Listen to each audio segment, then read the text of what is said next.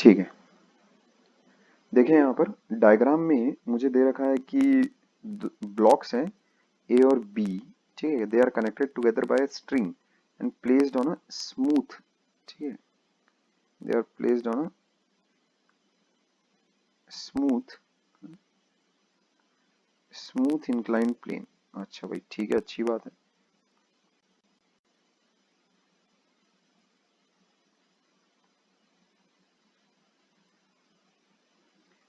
ठीक है, they are placed on a smooth inclined plane. अच्छा ठीक है, कहीं कोई फ्रिक्शन वगैरह का कोई लफड़ा नहीं है। बी इज कनेक्टेड टू सी, ठीक है, तीन ब्लॉक्स हैं मतलब total, which is suspended vertically by another string which passes over a smooth pulley fixed to a plane। Smooth pulley, ठीक है, स्मूथ पुली का एक ही मतलब होता है कि इस साइड और इस साइड टेंशन तुम्हारा बराबर रहेगा, समझ गया ऐसा, ये होता है स्मूथ पुली। और पुली मासलेस तो है ही, ये हो गया तुम्हारा स्मूथ पुली।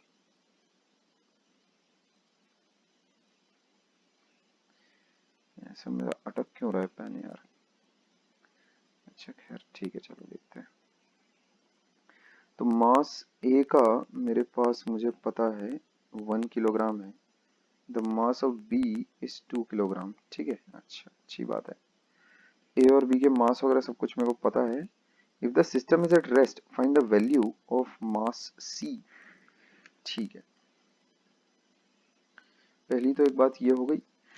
और वो कह रहे हैं कि ए बी और सी, ये जो अरेंजमेंट है ये अभी फिलहाल रेस्ट पर है, ठीक है, क्या हम लोगों को जो मास है सी का वो एक्चुअल में निकालना है। अच्छी बात है भाई, ठीक है। तो इसमें तो जहां तक बीडी बनाने के अलावा और सिंपली इक्विलिब्रियम लगाने के अलावा और कहीं कुछ भी ऐसा नया कुछ नहीं है, ठीक है।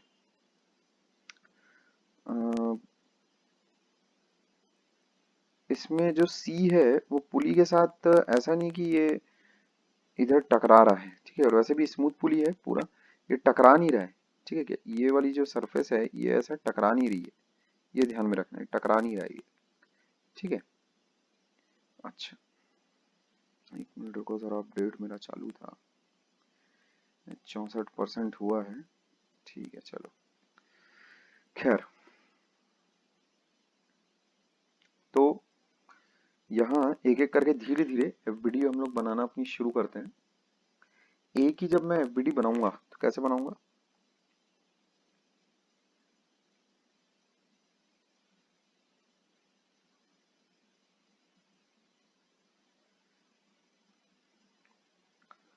ये हो गया एम जी साइन थीटा, ठीक है, ये हो गया इस पर नॉर्मल, क्या बोलते हो, ये हो गया एम जी कॉस थीटा, ठीक है, ये हो जाता है एम जी कॉस थीटा। अच्छा, और एक टेंशन पीछे की तरफ, कितनी स्ट्रिंग है यहाँ पर, 2 स्ट्रिंग है, ये बात ध्यान में रखना, ठीक है, एक बी को सी से कनेक्ट करती हुई और एक ए को बी से कनेक्ट करती हुई। ये हो गया ए का फ्री बॉडी डायग्राम। इसमें किसी को कोई दिक्कत है तो, कोई परेशानी है तो बोलो।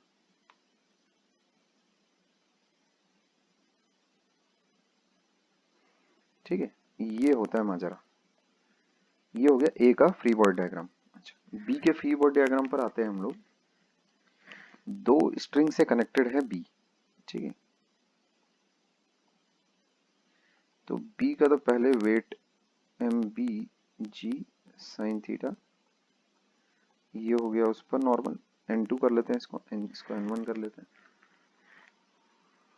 ये हो गया एम बी जी कॉस थीटा, ठीक है।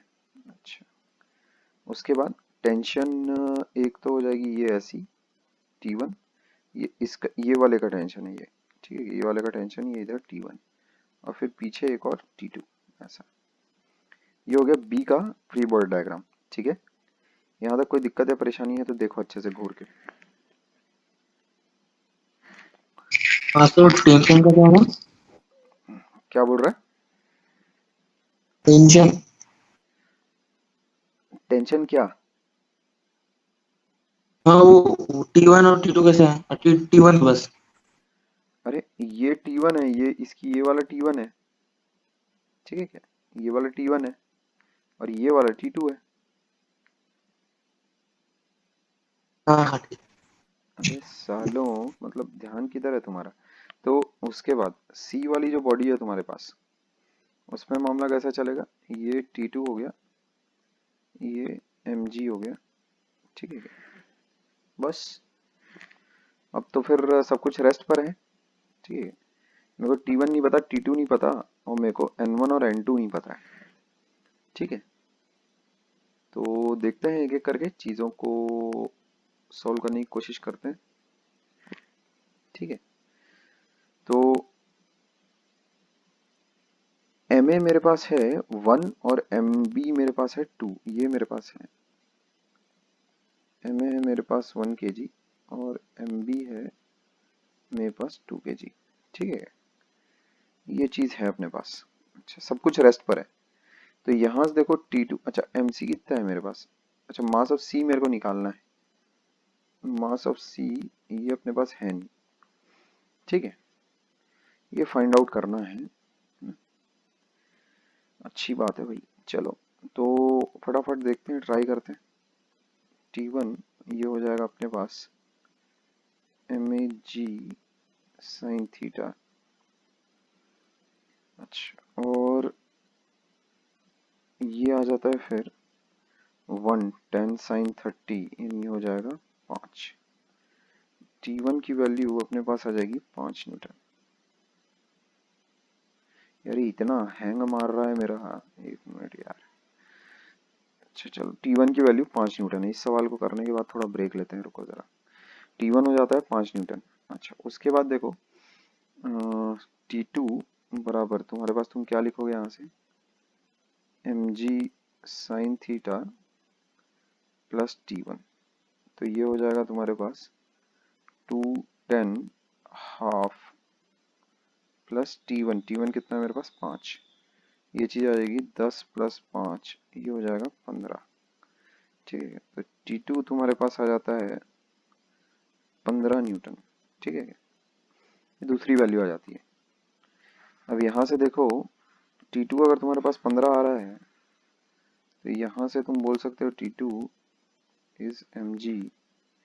तो इससे मास आ जाता है 15/10, कितना 1.5 kg। पहले पार्ट का तो आंसर ये हो जाता है मेरा, ठीक है क्या, पहले पार्ट का ये आंसर हो जाएगा मेरे पास, ठीक है। अच्छा इसके बाद दूसरे पार्ट में देखो उसने क्या बोला है, ये तो हो गया मेरा। तो मास ऑफ सी ये आ रहा है मेरे पास 1.5 kg, ठीक है। अच्छा इसके बाद उनका कहना है कि अगर मास जितना तुमने निकाला है अगर वो ट्वाइस हो जाए जो कि ए पार्ट में तुमने निकाला है उसके, तो find the acceleration of the system, ठीक है। अच्छा ठीक है भाई, अच्छी बात है। तो अभी तुम ये देखो स्ट्रिंग कंस्ट्रेंट से, है ना, जो अपने पास जो बॉडीज हैं वो देखो ए, ठीक है, बी, और ये पुलिया के सहारे ये सी है। एक बात ध्यान से देखो, अगर ये अगर x अगर नीचे अगर जाता है तो इसको x ऊपर जाना ही पड़ेगा और इसको भी x ऊपर जाना पड़ेगा। ये बात समझ में आती है, एक ही स्ट्रिंग है ना, ठीक है, एक ही स्ट्रिंग है। तो तुम ऐसा कह सकते हो कि इसकी अगर वेलोसिटी v हुई, इसका अगर एक्सेलरेशन a हुआ, तो इसकी वेलोसिटी a और इसका भी एक्सेलरेशन a, इसका भी वेलोसिटी a, इसका भी एक्सेलरेशन a। सेम स्ट्रिंग के साथ ये लोग कनेक्टेड हैं, समझ पा रहे हो। तो सभी का एक्सेलरेशन समान ही होगा, क्लियर है। अच्छा तो एफबीडी जो अभी भी तुम बनाओगे उसमें सिंपली तुमको क्या करना पड़ेगा, मैं बस अलोंग द स्ट्रिंग बना रहा हूँ, वाला कंपोनेंट बना रहा हूँ। जो ए वाली बॉडी रहेगी वो कैसा है तुम्हारे पास, ये हो गया T1, ये हो गया M A G sine theta, ठीक है क्या। ऊपर की तरफ एक्सेलरेशन इसका हो गया ए। बी वाली जो बॉडी तुम बनाओगे तो वो भी सेम ऐसे ही हो जाएगा, इधर रहेगा T1, इधर रहेगा T2, इधर रहेगा तुम्हारा एम बी साइन थीटा यानी साइन 30, ठीक है, ऐसा और ये हो गया तुम्हारा एक्सेलरेशन ए। जो सी वाली बॉडी तुम बनाओगे वो कुछ रहेगी ऐसी, ऊपर हो गया T2, नीचे हो जाएगा mg, नीचे की तरफ एक्सेलरेशन उसका होगा ए का, ऐसा। समझ गए? अच्छा, तो बॉडी ए के लिए जब तुम इक्वेशंस लिखोगे तो वो हो जाएंगी T1 minus mg sin theta equals to mass times acceleration, ऐसा।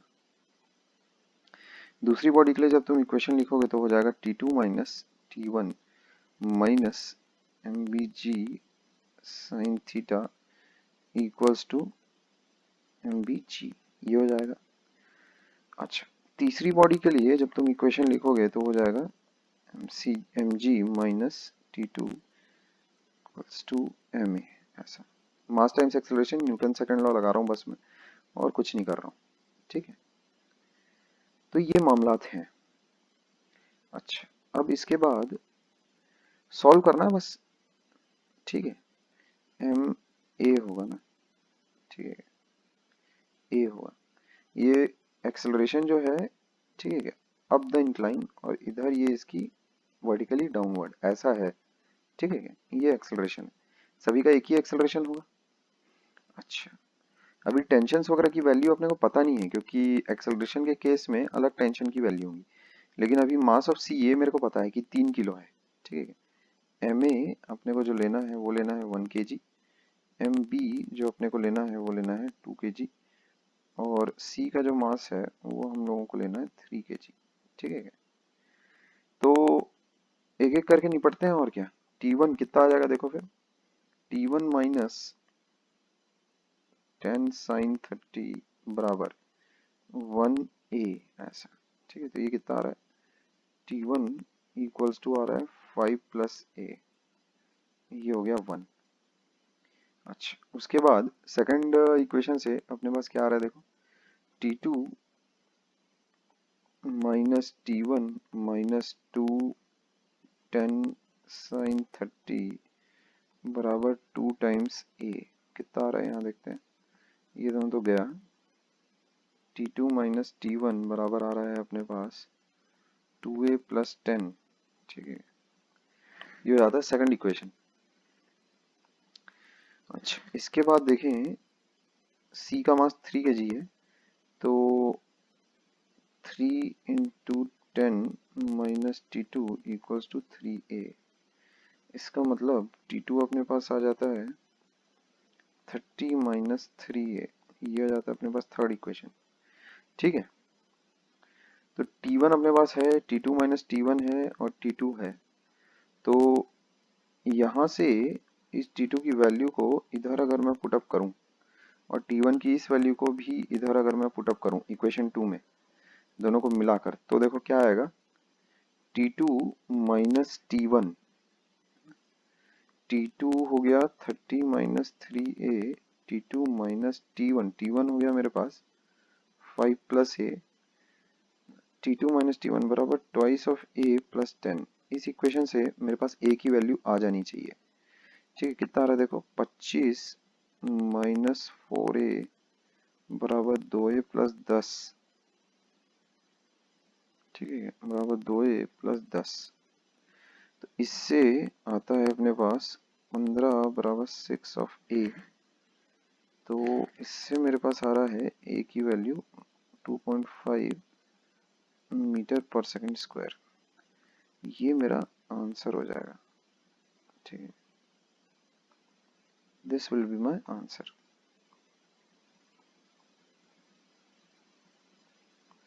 ठीक है। तो कुछ भी नहीं करना था, सिंपल फोर्स इक्वेशंस। इसमें किसी को कुछ अगर फ्री बॉडी डायग्राम्स में अगर कुछ पूछना है तो बोलो। देखो 3 कंपोनेंट होते हैं सवाल को सॉल्व करने के एनएलएम में, और ये बहुत ही बच्चा छाप टॉपिक है, ये भी मैं तुमको बता दूं। तो इसमें सबसे पहला और सबसे अहम ही कंपोनेंट जो है सवाल को सॉल्व करने का, वो है फ्री बॉडी डायग्राम। पहले आपको फ्री बॉडी डायग्राम बनाना आना चाहिए, उस पर सारी फोर्सेस अगर आपने दिखा ली तो बस उसके बाद फिर सवाल गलत नहीं हो सकता। उसके बाद आता है अलजेब्रा, बस। और तीसरा, उसमें पहला पार्ट है, ये है तुम्हारा भाई पहला पार्ट है तुम्हारा फ्री बॉडी डायग्राम करेक्टली बनाना, सारी फोर्सेस वगैरह आइडेंटिफाई करना, जिसमें मैं ऐसा मानूंगा कि 90% एफर्ट उसमें लगता है। उसके बाद इक्वेशंस करेक्टली लिखना, ये सेकंड पार्ट है। फिर सॉल्व करना, 3 हिस्से हैं एक सवाल को सॉल्व करने के, ठीक है। बस इतना ही।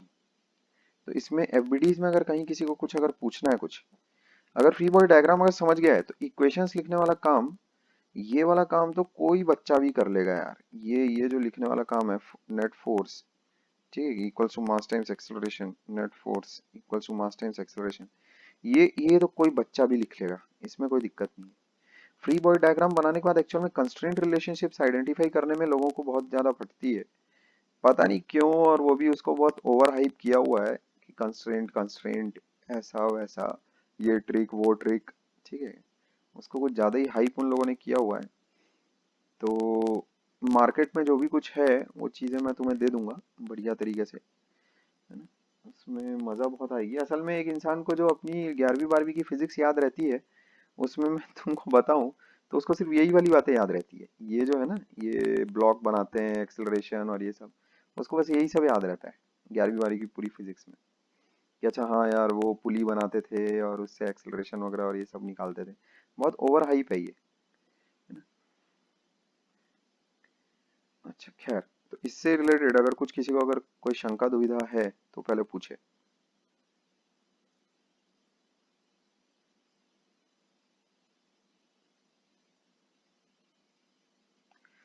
अच्छी बात है, तो हम अगले इलस्ट्रेशन की तरफ मूव करते हैं।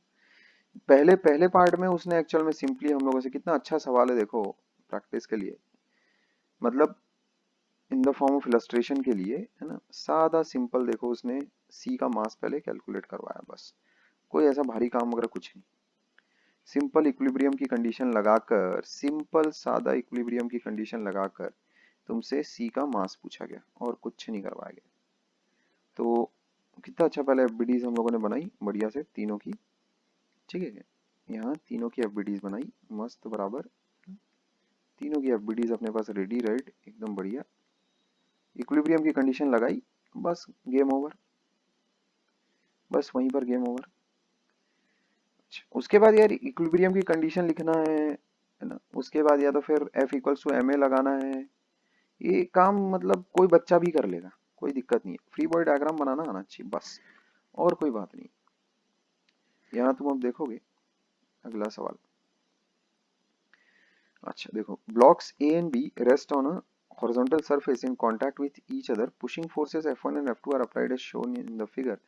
Weight इतना और normal reaction, अच्छा ठीक।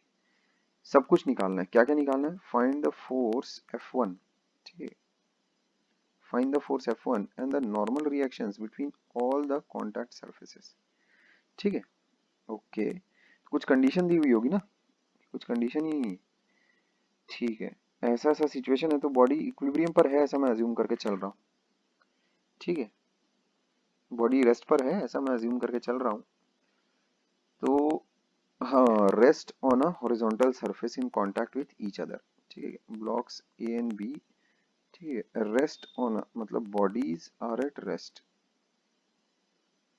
बॉडीज इन इक्विलिब्रियम ऐसा बोलना भाई, ठीक है। बॉडीज क्या है, इक्विलिब्रियम पर है, और pushing forces F1 and F2 are applied as shown, ऐसा ऐसा, ठीक है। वेट ऑफ ए अपने को दे रखा है, वेट ऑफ बी भी अपने को दे रखा है। बस फ्री बॉडी डायग्राम्स अगेन हम लोगों को बनाने हैं। तो यहाँ देखोगे ए पर अगर अपन अटैक करते हैं, ठीक है, पहले देखो अब एफबीडी कैसे बनाया जा रहा है, जितना तुम ईमानदार रहोगे उतना अच्छा है। हॉरिजॉन्टल के साथ वो 30 डिग्री का एंगल है, समझे। पहले तो एक ये बना डालो F1, उसमें ये मार्क करो इसको, ये 30 डिग्री, उसका वेट बनाओ कितना है, weight of A is 30 Newton's, ये हो गया 30। ऊपर नॉर्मल रिएक्शन बनाओ Na, समझ गए। और कांटेक्ट फोर्स कैसी लगेगी, जो ए है ना, उस पर देखो इस तरह से ऐसी स्लैंटिंग फोर्स लग रही है, तो जो ए है वो बी को इस तरफ पुश करेगा, इस तरफ। तो बी जो है वो ऐसा पुश करेगा, रिएक्शन के लिए मैं आर यूज कर लेता हूँ, ठीक है, ऐसा। या फिर नॉर्मल यूज कर लो, कोई दिक्कत नहीं है। देखो ये सरफेस है, कॉन्टैक्ट सरफेस,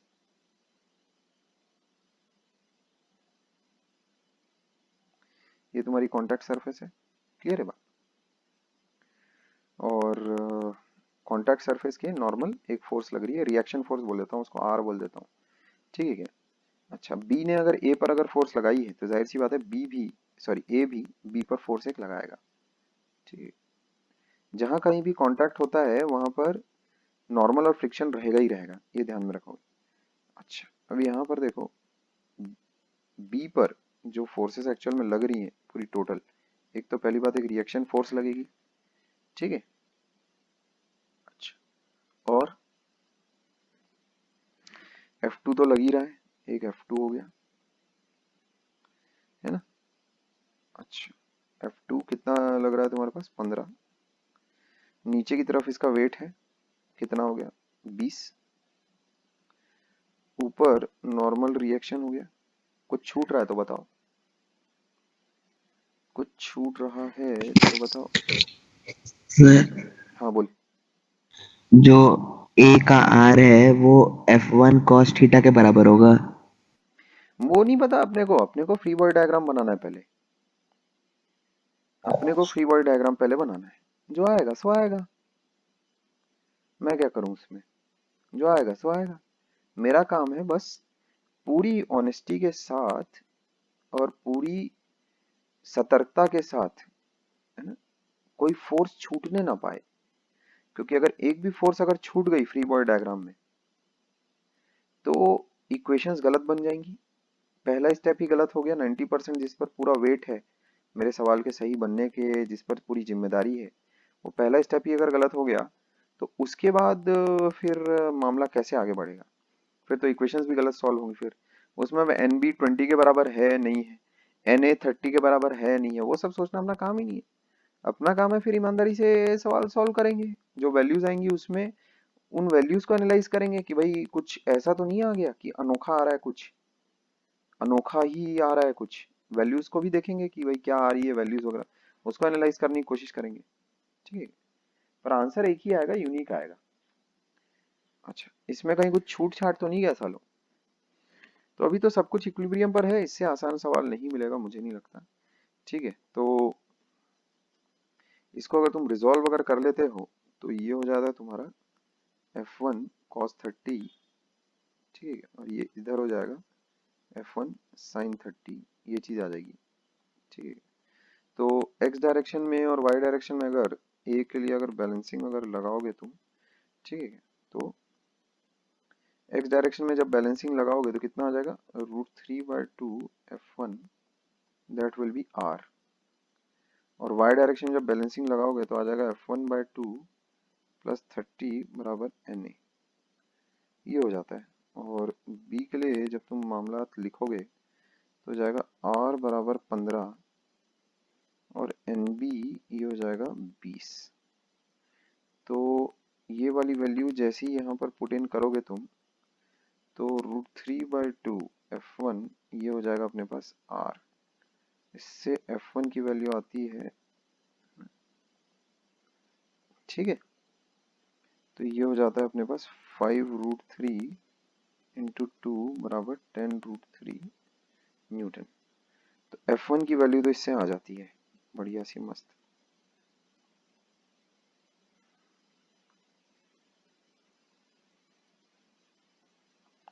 एक तो ये हो जाता है आंसर, ठीक है।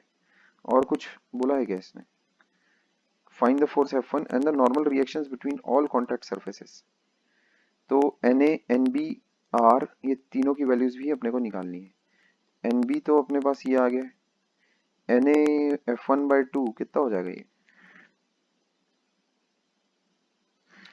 सब बहुत ही आसान आसान चीजें हैं यार, बहुत ही मोस्ट इजी, मतलब ये तो एकदम ही लल्लू चप्पू टाइप की चीज है। F1/2 ये होता है F1/2, Na की वैल्यू कितनी हो जाएगी, Na विल बिकम F1/2 यानी 5√3 प्लस 30, इतना न्यूटन हो जाएगा, ठीक है। ये हो जाएगा Na, ये हो जाएगा एक और आंसर, Na हो गया, Nb हो गया, R बस बचा है, R हो गया √3/2 F1, समझ गए। R हो जाएगा अपने पास आर अगर तुम देखो तो हो जाएगा √3/2। F1 की वैल्यू कितनी है 10√3, तो ये चीज आती है 3 और 5 15 न्यूटन। ये आ जाता है अपने पास एक और आंसर। ठीक है, तो सारी चीजें आ गई है अपने पास, ये भी अपना आंसर हो गया। ठीक है, इसमें गलत होने की कोई गुंजाइश है नहीं कहीं। एफबीडी देख लो, कहीं कोई लफड़ा लग रहा है तो बताओ। इससे आसान एफबीडी तो क्या मिलेगी, दो बॉडी शादी कांटेक्ट में बेचारी गरीब। ठीक है, इससे तो नॉर्मल केस और क्या मिलेगा। बस ठीक है, फिर इसमें और कुछ नहीं बोलना मेरे को। ठीक है, कहीं कोई सिली मिस्टेक हो गई है तो हुई होगी शायद, लेकिन नहीं हुई है, कैलकुलेशन वगैरह ठीक किया मैंने। तो normal reactions between all the contact surfaces, देखो यहाँ पर कितनी कॉन्टैक्ट सर्फेसेस है, एक, दो, ठीक है, और ये तीन, तीन कॉन्टैक्ट सर्फेसेस हैं, दिख रहा है। तो तीनों कॉन्टैक्ट सर्फेसेस के लिए मैंने नॉर्मल रिएक्शंस निकाल लिए। ठीक है, वो आर भी क्या है, नॉर्मल रिएक्शन ही तो है। अच्छा, आगे बढ़ते हैं अगले सवाल की तरफ। यहाँ देखते हैं, एक बॉडी है, Hanks from a spring balance supported from the ceiling of an elevator. तो स्प्रिंग बैलेंस क्या करता है, जैसे अगर तुम उस पर कुछ अगर लटकाओगे, समझिए क्या, जैसे ये मान लेते हैं ऐसा, अंदर कैसा रहता है तुम्हारा, वो मीटर लगा हुआ रहता है। मीटर मतलब स्केल लगी हुई रहती है, स्केल पर कुछ मेजरमेंट्स मार्क रहेंगी। तो यहाँ पर ऐसा ये टू करके ऐसा इस टाइप का रहता है ऐसा। ये ऐसा अगर अपन ने लटका दिया, जब तुम डब्लू एक्चुअल में लटकाओगे इस पर, तो क्या होगा, उस पे एक टेंशन आएगा, उस टेंशन को वो मेजर करता है स्प्रिंग बैलेंस। ठीक है, जैसे डब्लू अगर अपन ने उस पर कुछ लटकाया, तो क्या करेगा, उस पर वो जो टेंशन लगेगा स्प्रिंग बैलेंस पर, उस टेंशन को वो मेजर करेगा। ठीक है, अच्छा, अब देखते हैं एक एक करके सिनेरियो कैसा हो, कैसा रहा है करके। ठीक है, तो अच्छा, थोड़ा मजेदार सिचुएशन है। देखो, a body Hanks from a spring balance supported from the ceiling of an elevator. ठीक है भाई, तो जो बॉडी है, ठीक है, वो कैसा है मामला, ये बॉडी का mg हो गया। ठीक है, ये बॉडी पे टेंशन लग रही होगी, स्प्रिंग बैलेंस लगा हुआ है, मतलब तुम उसको ऐसे समझो कि एक रस्सी से बंधा हुआ है वो। तो ये टेंशन वाली जो फोर्स है, ये स्प्रिंग बैलेंस की वजह से उस बॉडी पर लगी होगी। इसी टेंशन की जो रीडिंग है, ठीक है, रीडिंग ऑफ टेंशन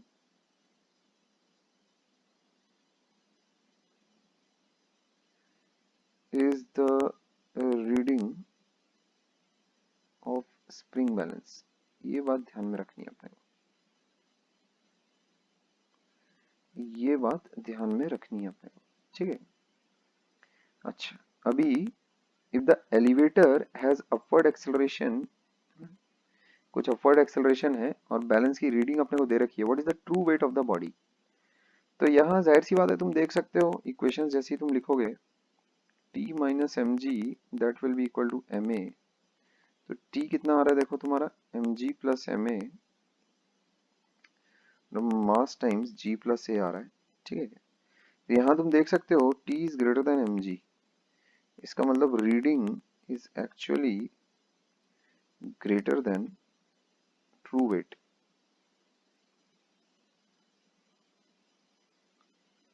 ये बात दिखाई पड़ती है, reading is actually greater than true weight. ठीक है, मतलब जब भी एलिवेटर कैसा ऊपर की तरफ भागेगा, तब तब जो तुम्हारा वजन है वो ज्यादा दिखाई देगा। सोचो कितना जादू की बात है, नहीं। अच्छा खैर, अपने को क्या मतलब वो सबसे, अपने को टी दे रखा है ऑलरेडी 50, और क्या है अपने को, ए दे रखा है अपने को 2.5। तो बस इसमें एम जी की वैल्यू अपन थोड़ा सा निकाल लेते हैं। एम जी की वैल्यू हो जाएगी अपने पास T minus M A, that way is nothing but, mass की वैल्यू क्या दे रखी है अपने को, मास दिया है क्या ना, मास नहीं दिया, ट्रू वेट एक्चुअल में हम लोग को निकालना है, टी माइनस एम ए। अब दिक्कत की बात ये है, एम ए कैसे निकालोगे तुम भाई,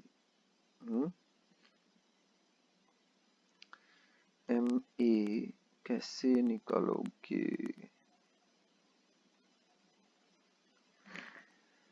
एक्सेलरेशन 2.5, ठीक है। तो g की वैल्यू तो है अपने पास, तो t अपने पास दिया हुआ है 50 माइनस मास टाइम्स एक्सेलरेशन।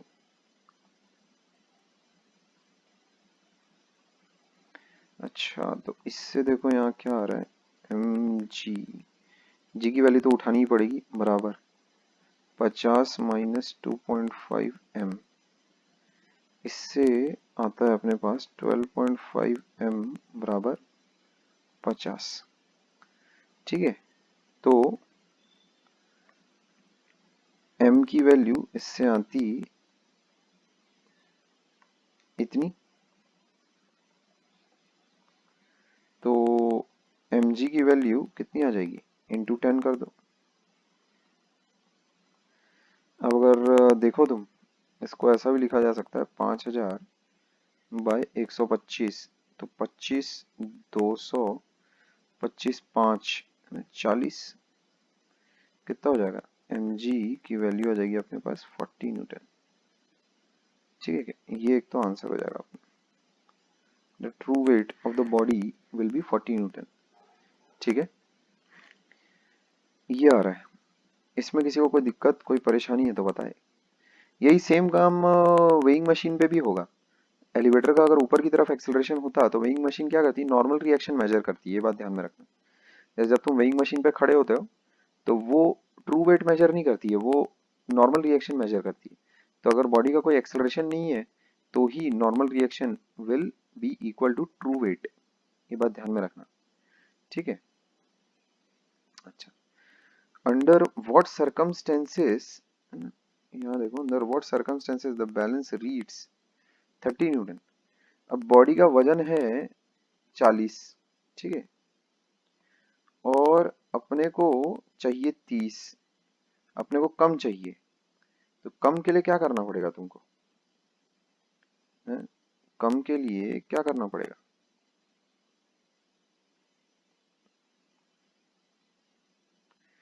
अगर ऊपर की तरफ एक्सेलरेट अगर करवाएंगे तो ये mg प्लस ma बन जाएगा, तो वो तो अपवर्ड एक्सेलरेशन अगर हुआ, फॉर अपवर्ड एक्सेलरेशन, ठीक है, जो t है that will be greater than mg, for downward acceleration जो t है that will be less than mg।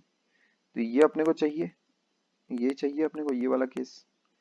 तो काम करो, जो ब्लॉक है अपना, ये ऊपर t लग रहा है, नीचे mg लग रहा है, नीचे की तरफ उसको एक्सेलरेट करवा दो, तब देखो उससे इक्वेशंस कैसी बनेगी, mg माइनस टी बराबर ma। इतना आसान आसान, बहुत ही आसान है भाई ये सब। तो अब मेरे को उसमें रीडिंग चाहिए 30, तो t बराबर 30 है, समझ गए। अच्छा, तो अभी mg है ना, मास mg की वैल्यू कितनी है अपने पास 40, वो तो चेंज होने से रही, हाँ, mg की वैल्यू तो चेंज होने से रही क्योंकि m और g तो भाई कांस्टेंट्स हैं, ठीक है ना, वो तो मैं ऑलरेडी निकाल चुका हूँ ना ऊपर mg ना, already found out, minus t, अभी मेरे को चाहिए 30 बराबर मास टाइम्स एक्सेलरेशन। अब मास कितना निकला था अपना,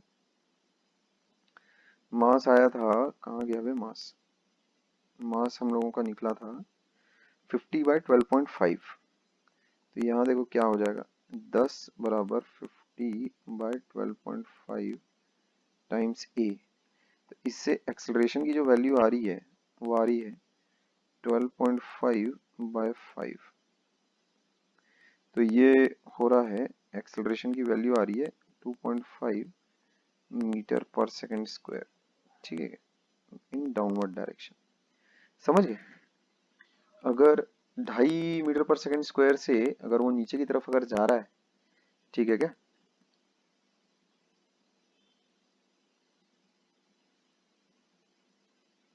है कि नहीं, अगर 2.5 मीटर पर सेकंड स्क्वायर की एक्सेलरेशन से अगर उसका नीचे अगर एक्सेलरेशन अगर हो रहा है, मतलब ऐसा दो तरीकों से हो सकता है, ये बात ध्यान में रखना। नीचे की तरफ एक्सेलरेशन, ऐसा नहीं कि ब्लॉक लिफ्ट को नीचे ही जाना पड़ेगा, समझ गए, एक्सेलरेशन नीचे की तरफ होना चाहिए। ना ये चीज़ मैं बता दूं तुम्हें, नोट करके इस चीज़ को मैं लिखवा देता हूँ, ठीक है। एक्सेलरेशन इज डाउनवर्ड, ठीक है, does not mean that lift is moving downwards.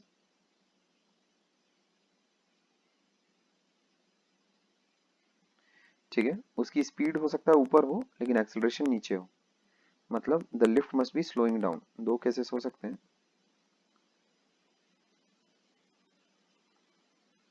जो लिफ्ट है तुम्हारी, जिसपे वो ब्लॉक टंगा हुआ है, ये कैसा, लिफ्ट ऊपर की तरफ जा रही होगी बट एक्सेलरेशन नीचे की तरफ होगा, ऐसा।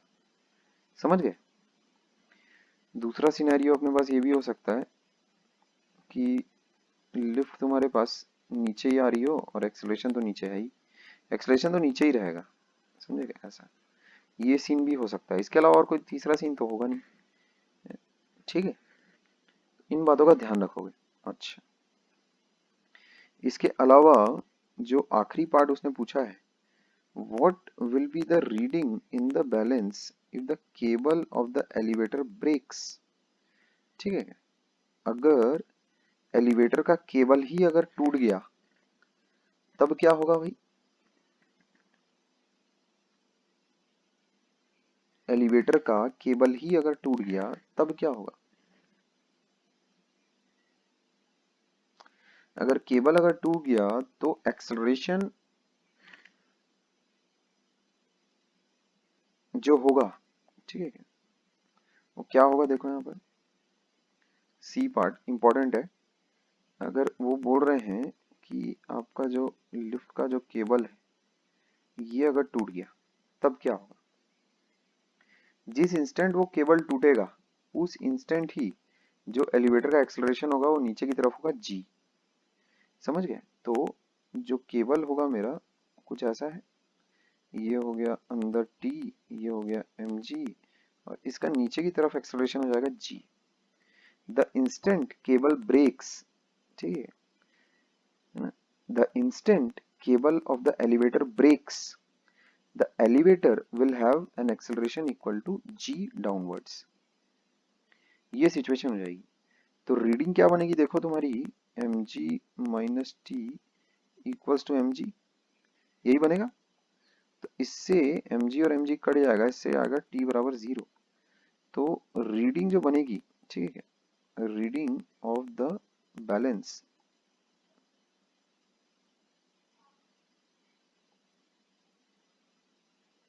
Will be 0 Newton.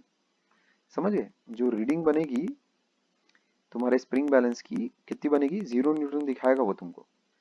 ठीक है, 0 न्यूटन समझते हो, इसको बहुत फेमसली तुम्हारा वेटलेसनेस कहा जाता है। इस वर्ड को इतनी इज्जत दी गई है, पता नहीं क्यों दी गई है। इसको बोलते हैं वेटलेसनेस। अगर लिफ्ट अगर नीचे की तरफ एक्सेलरेशन अगर हो रहा है लिफ्ट का, तो वेट कम होता है, ये बात ध्यान में रखना। वेट कम होता है मतलब जो वेइंग मशीन पे जो रीडिंग आती है वो कैसे कम हो जाती है। जैसे तुम खुद इमेजिन करो, अगर तुम लिफ्ट में अगर बैठे हो और लिफ्ट अगर बम्पर नीचे की तरफ अगर जा रही है, तुमको ऐसा नहीं लग रहा तुम्हारा पैर जमीन से छूटने वाला रहेगा करके। समझ पा रहे हो क्या बोल रहा हूँ। जैसे कार्टून्स वगैरह में तुमने देखा होगा बहुत बार अचानक से जैसे लिफ्ट गिर जाती है, तो जो कार्टून कैरेक्टर रहता है वो तड़ से जाके एलिवेटर के छत पे जाके चिपक जाता है। ऐसा देखा होगा तुमने बहुत बार। खुद भी देखो, जब तुम ऊपर जाते हो तो पेट में गुदगुदी नहीं होती उतनी ज्यादा, नीचे जब आते हो तुम पेट में गुदगुदी होती है बहुत भयानक। और जब तुम नीचे आते हो और अगर कस के अगर नीचे आ रहे हो तो ऐसा लग सकता है, तुम्हें लग क्या सकता है, होता भी है ऑलमोस्ट, कि तुम्हारे पैर जो है वो जमीन से छूटने वाले रहते हैं। तो पैर जमीन से छूटने का मतलब क्या है, जो नॉर्मल रिएक्शन है वो अगर इतनी कम हो गई कि मतलब धीरे धीरे धीरे धीरे धीरे वो कैसा जीरो ही की तरफ मर रही है, ठीक है, तो सिचुएशन कैसी हो जाएगी फिर, M G minus M A, अगर वो तुम्हें जीरो अगर करना है, नीचे की तरफ एक्सेलरेशन है, इसका मतलब क्या है, सिचुएशन कैसी है, एम जी माइनस एन बराबर एम ए होगा। तो अगर तुम ए को अगर जैसे जैसे बढ़ाते जाओगे, एक्सेलरेशन को जैसे जैसे बढ़ाते जाओगे, तो होगा क्या, यहाँ देखो ना, अगर एक लिफ्ट है, ठीक है, यहाँ पर डिस्कशन कर लेते हैं, बाद में हटा देंगे उसको।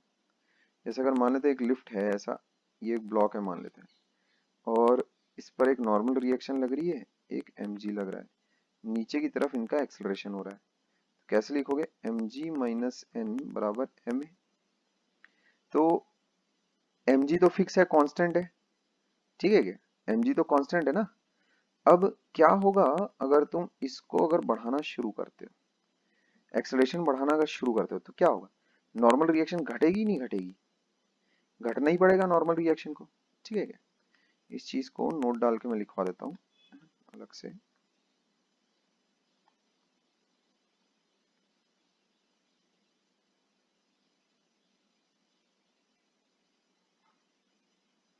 देखो जरा ध्यान से,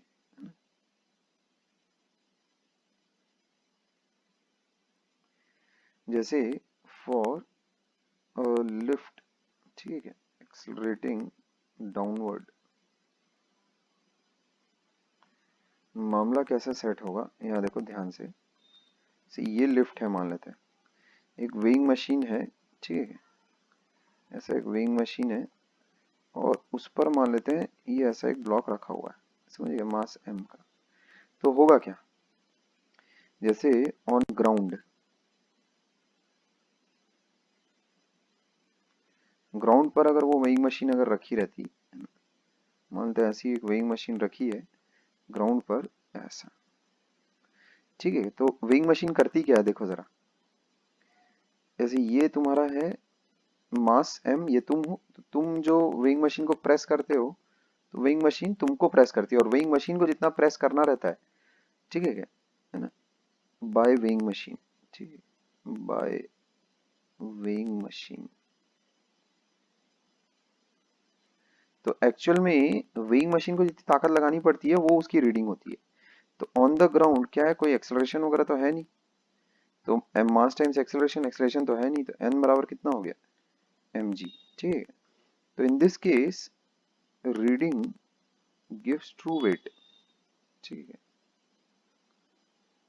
बट एक्चुअल में अगर किसी एलिवेटर वगैरह में तुम चढ़ गए जो कि एक्सेलरेशन में है, जो कि एक्सेलरेट कर रहा है, ठीक है, नीचे की तरफ एक्सेलरेशन अगर इसका मैं मान लेता हूँ ए का है, तब कैसा हो जाएगा, देखो वेइंग मशीन का इक्वेशंस कैसे लिखोगे, एफबीडी बनाओ, हम कौन होते हैं इक्वेशन लिखने वाले, जो एफबीडी बोलेगी वो कर देंगे बस।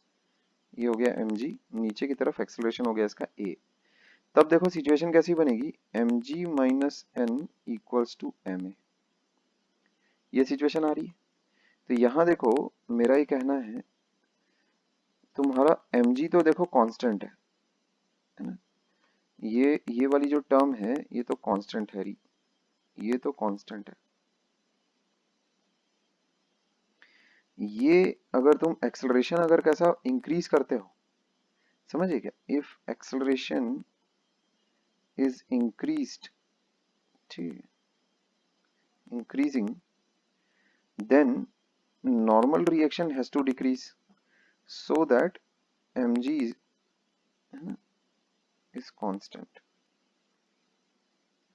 ये बात समझ में आती है कि नहीं आती है भाई, अगर देखो mg बराबर कितना है, n प्लस ma है कि नहीं, तो अगर मान लेते हैं इसकी वैल्यू अगर बढ़ी, इसकी वैल्यू अगर बढ़ी, तो इसकी वैल्यू को घटना ही पड़ेगा, है ना। एक पॉइंट ऐसा आएगा जब ये घटते घटते मर ही जाएगा, है ना। तो when n equals to 0 is reached, v से बॉडी फील्स वेटलेस, समझे। जब नॉर्मल रिएक्शन ही जीरो हो जाएगा, मतलब क्या होगा कि तुम्हारे पैर जस्ट अब जमीन से छूटे, वेइंग मशीन से छूट गए, तो नॉर्मल रिएक्शन ही जीरो हो गया, कांटेक्ट छूट गया, इसका मतलब नॉर्मल रिएक्शन जीरो हो गया, ठीक है। Contact normal reaction, as long as normal reaction is not equal to zero, there is contact between you and the weighing machine। जैसे ही कांटेक्ट छूटा तुम्हारा, तो नॉर्मल रिएक्शन फिर क्या हो जाएगा, मर जाएगा, फिर वो जीरो हो जाएगा, समझ गए, ये ध्यान में रखना। तो इसी चीज को वेटलेसनेस कहा जाता है ना। वेटलेसनेस कभी तब नहीं होगी जब लिफ्ट ऊपर की तरफ एक्सेलरेट कर रही है, ठीक है। इस चीज को मैं लिखवा देता हूँ, note that weightlessness can't occur, ठीक है,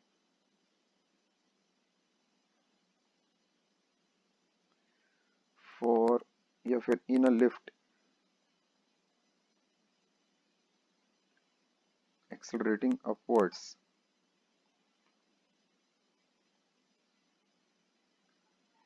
इस बात का ध्यान रखना,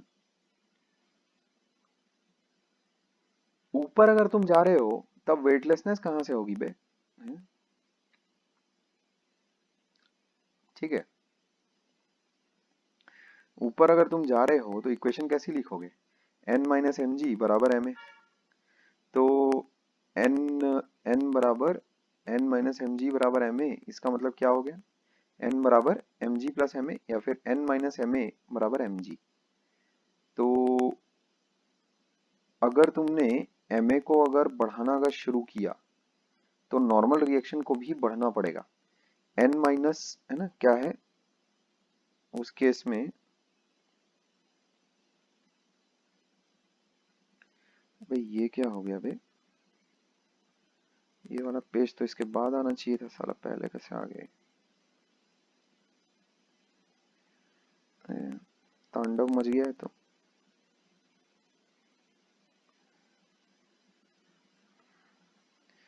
अच्छा ठीक है, कोई बात नहीं, अरेंज कर लेते हैं इसको थोड़ा।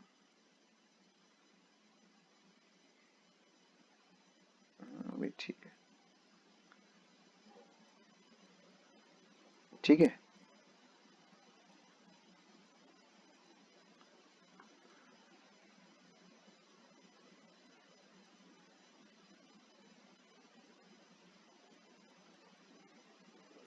है ना?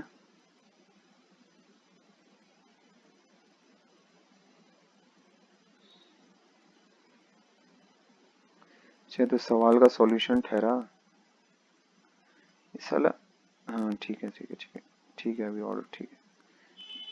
ये एक्चुअल में इसको यहाँ होना चाहिए।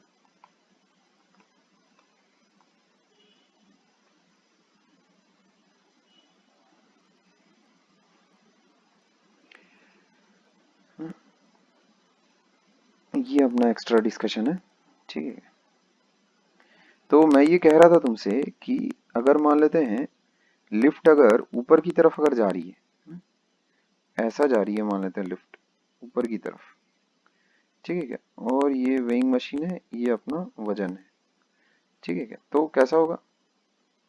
ये m, ये n, ये हो गया mg, ऊपर की तरफ एक्सेलरेशन है, n माइनस एम जी बराबर हो गया ma। अच्छा अब mg हो जाएगा n माइनस ma, ठीक है क्या, बराबर कांस्टेंट।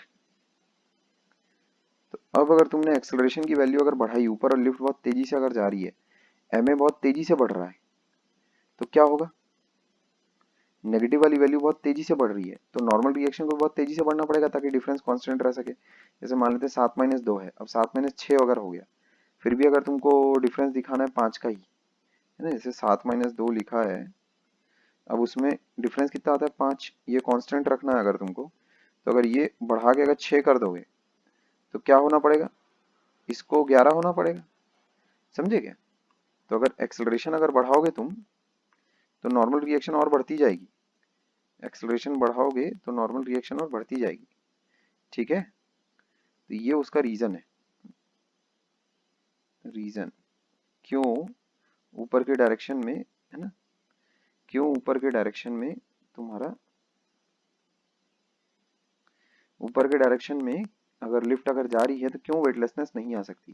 बिकॉज जैसे जैसे तुम एक्सेलरेशन बढ़ाओगे वैसे वैसे नॉर्मल रिएक्शन बढ़ती जाती है, ठीक है। This is very very important, ठीक है, दिस इज वेरी इंपॉर्टेंट, ठीक है।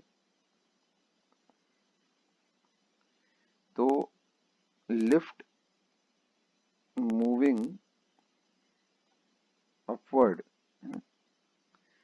एक्सेलरेशन जैसे ही तुम बढ़ाओगे वैसे वैसे नॉर्मल रिएक्शन भी बढ़ेगी, है ना। नोट्स तो इंपॉर्टेंट होते ही है। तो वेटलेसनेस कांट बी अचीव्ड,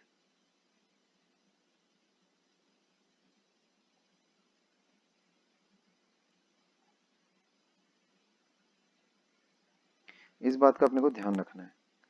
और लिफ्ट मूविंग डाउनवर्ड, लिफ्ट एक सेकंड यार, वो सब क्या चुतिया आ गया।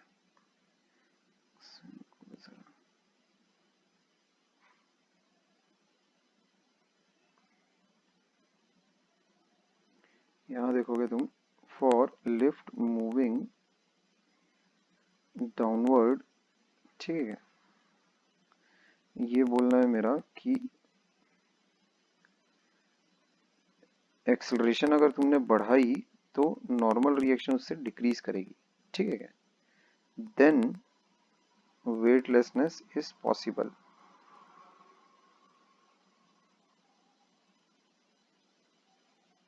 This is very very important, very very important, ध्यान रखना है इस बात को। लिफ्ट मूविंग डाउनवर्ड, ठीक है, वेटलेसनेस पॉसिबल है, बट अगर लिफ्ट अपवर्ड अगर मूव कर रही है तो एक्सेलरेशन बढ़ाओगे तो नॉर्मल रिएक्शन और बढ़ रही है। नॉर्मल रिएक्शन के जीरो हो जाने से तुम्हें खतरा है, नॉर्मल रिएक्शन के घटने से तुम्हें खतरा है, ये बात ध्यान में रखना हमेशा, ठीक है। रिस्क तुम्हें कब है, जब नॉर्मल रिएक्शन घट रही है, ठीक है। रिस्क तुम्हें तब है जब नॉर्मल रिएक्शन घट रही है, रिस्क तुम्हें तब नहीं है जब नॉर्मल रिएक्शन बढ़ रही है। नॉर्मल रिएक्शन अगर बढ़ रही है तो मतलब तो तुम्हारे पाँव और कस के प्रेस कर रहे हैं जमीन को, ठीक है, मतलब फिर तो और मजे ही मजे हैं, फिर तो तुम्हारे गिरने का चांसेस बहुत ही कम है, ठीक है, तुम्हारे उड़ने के चांसेस बहुत ही कम है। तो वेटलेसनेस कब आती है, जब नॉर्मल रिएक्शन जीरो हो जाती है, उसको बोलते हैं वेटलेसनेस। वेटलेसनेस का मतलब क्या है, जब तुम हवा में फ्लोट करते हो तब उसी को कहते हैं वेटलेसनेस। हवा में कब फ्लोट करोगे, जब कांटेक्ट छूटेगा। कांटेक्ट छूटने का एल्जेब्रिक टेस्ट क्या है, मैथमेटिकल टेस्ट क्या है, नॉर्मल रिएक्शन जीरो, है ना। फिर से again, weightlessness is what, when your feet lose contact with the ground. How will you show that your feet have lost contact with the ground? By showing that there is no normal reaction. No contact means no normal reaction, ठीक है। तो सादा सा equation है, नीचे की तरफ अगर लिफ्ट जा रही तो mg माइनस एन बराबर ma लिखोगे, समझ गए। सादी सी इक्वेशन है, mg माइनस एन बराबर ma लिखोगे तो mg बराबर कितना हो गया, n प्लस ma। तो ए अगर बढ़ेगा तो जाहिर सी बात है एम ए अगर बढ़ेगा, ए बढ़ेगा तो एम ए भी बढ़ेगा, तो एन घटना पड़ेगा। तो एक्सलेशन जब तुम बढ़ाओगे तो एन नॉर्मल रिएक्शन घटेगा, अगर लिफ्ट नीचे जा रहा है तो। ध्यान रखना, लिफ्ट नीचे अगर जा रहा है तो एक्सेलरेशन बढ़ाने से नॉर्मल रिएक्शन घटेगा, तब वेटलेसनेस वाली कंडीशन आ सकती है। तब क्या हो गया, नॉर्मल रिएक्शन घटते घटते घटते नेगेटिव तो नहीं होगा ना, नेगेटिव का तो कोई सेंस बनता नहीं है, तो घटते घटते मान लेते हैं जीरो हो गया, तो क्या होगा, तुम्हारा कांटेक्ट उस इंस्टेंट पर छूट जाएगा फ्लोर के साथ, ठीक है, एलिवेटर के फ्लोर के साथ तुम्हारा कांटेक्ट तब छूट जाएगा। अच्छा, ऊपर की तरफ अगर तुम जा रहे हो, एक्सेलरेशन अगर हो रहा है एलिवेटर का, तो एम ए, ठीक है, sorry, N minus M G बराबर एम ए, तो क्या लिखोगे, एम जी बराबर एन माइनस एम ए। तो अगर एन माइनस एम ए को अगर कांस्टेंट रखना है, तो कांस्टेंट रहेगा भी, एम जी तो कांस्टेंट है क्योंकि, तो उसमें अगर एक्सेलरेशन अगर बढ़ेगा, एम ए अगर बढ़ेगा, तो एन को भी बढ़ना पड़ेगा, है ना। वही 7 - 2, 7 - 2 बराबर 5 है, आरएचएस अपना 5 फिक्स है। अगर मैंने 2 को बढ़ा के मान लेते 6 कर दिया, तो क्या होगा, मेरे को 7 को बढ़ा के 11 करना पड़ेगा, तभी 11 - 6 बराबर 5 रहेगा। समझ पा रहे हो, तो ठीक उसी प्रकार नॉर्मल रिएक्शन मुझे बढ़ानी पड़ेगी अगर एम ए को मैंने बढ़ाया तो। ए अगर मैं बढ़ाऊंगा तो एम ए बढ़ेगा, एम तो कांस्टेंट है। ए अगर मैंने बढ़ाया तो एम ए बढ़ेगा, एम ए अगर बढ़ा तो उसकी वजह से नॉर्मल रिएक्शन को भी बढ़ना पड़ेगा, so that difference remains constant, ठीक है। तो ये बातें हैं। अब अगले सवाल की तरफ हम लोग आते हैं, ठीक है। सर हाँ, बोलो। लेकिन T equals to M G क्यों नहीं है? साले, एक्सेलरेशन खा गया बे राक्षस, खा गया नहीं एक्सेलरेशन मतलब को। जैसे कोई बॉडी अगर हिल ही नहीं रहा है तब T बराबर एम जी होगा, लेकिन हिल रहा है तब क्यों क्यों नहीं होगा? अबे, अगर वो बॉडी एक्सेलरेट कर रही है, इसका मतलब फोर्स इम्बैलेंस है कि नहीं है साले। अगर फोर्स लेकिन इम्बैलेंस है, यानी एक बात मेरे को बताओ, उस पर दो फोर्सेस लग रही हैं कुल मिला के, एक टी लग रही है और एक एमजी लग रही है। फोर्स इम्बैलेंस्ड है यानी अनइक्वल है, तभी तो एक्सेलरेशन है। एक्सेलरेशन है कि नहीं है, पहले तो ये एस्टेब्लिश हो जाए। एक्सेलरेशन अगर है, इसका मतलब ही क्या है कि नेट फोर्स है।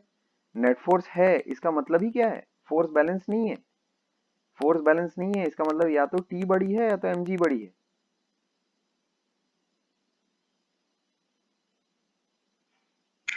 लेकिन थर्ड लॉ ये भी तो कहता है कि दोनों बराबर होना चाहिए।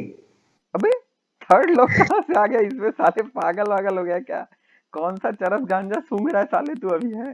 क्लास के पहले जरूर चाट के बैठता है साले तू एकदम, दो डोज है, दो लकीर खींचता है टेबल पे और रप मारता है साले। थर्ड लॉ कहाँ से आ गया इसमें, कैसी बातें कर रहा है अजीब अजीब का? थर्ड लॉ कहाँ से आ गया इसमें? हाँ बताओ जरा मेरे को, समझा थर्ड लॉ कहाँ से आ गया, क्या आ गया? एक सिंपल सी एक पूरा बॉडी है, ये बता मेरे को, एक सिंपल सी बॉडी है, ये ऐसा है, उस पर टी बना है, ये एमजी बना है। अब बता इसमें थर्ड लॉ का क्या काम है, बता मेरे को, कहाँ है थर्ड लॉ? वो mg फोर्स से नीचे जा रहा है, इसलिए विरोध में टी ऊपर लगा थर्ड लॉ से। वाह बे प्रभु, अरे बाप रे बाप रे, क्या रे, एकदम मतलब साले तूने तो ऐसी दिल पे छुरा भोंका है मेरे, इतना तो दर्द कटप्पा ने भी बाहुबली को नहीं दिया होगा जितना अभी तूने मेरे को दिया है, समझा? साले क्या क्या बड़बड़ा गया भाई, तो रिकॉर्ड में है ना साले, रिकॉर्ड में है ये सबूत तेरे खिलाफ यूज किया जाएगा आगे आने वाले भविष्य में, तू देख। अबे एमजी किस वजह से, साले तुमको क्या पहले फोर्सेस वगैरह का डिस्कशन नहीं हुआ क्या कि एमजी क्यों लगती है करके? एमजी क्या वो एक्शन रिएक्शन वो कांटेक्ट की वजह से लग रही है कि अर्ध है इस वजह से लग रही है? अर्ध अर्थ है के वजह से लग रहा है, हाँ, तो लेकिन उसके विरोध में थर्ड लॉ से टी भी तो लगेगा ऊपर। अबे नहीं, टी उसके विरोध में नहीं लग रहा है पागल इंसान। एमजी जो अर्थ उस पे लगा रही है ना, अर्थ पे भी वो एमजी लगा रहा है, समझा? अर्थ पे वो ब्लॉक एमजी लगा रहा है, हो गया उसकी कहानी खत्म, टी का उससे कोई वास्ता नहीं है। अगर स्प्रिंग बैलेंस नहीं होगा तो टी क्यों लगेगा बे? टी थोड़ी लगेगा।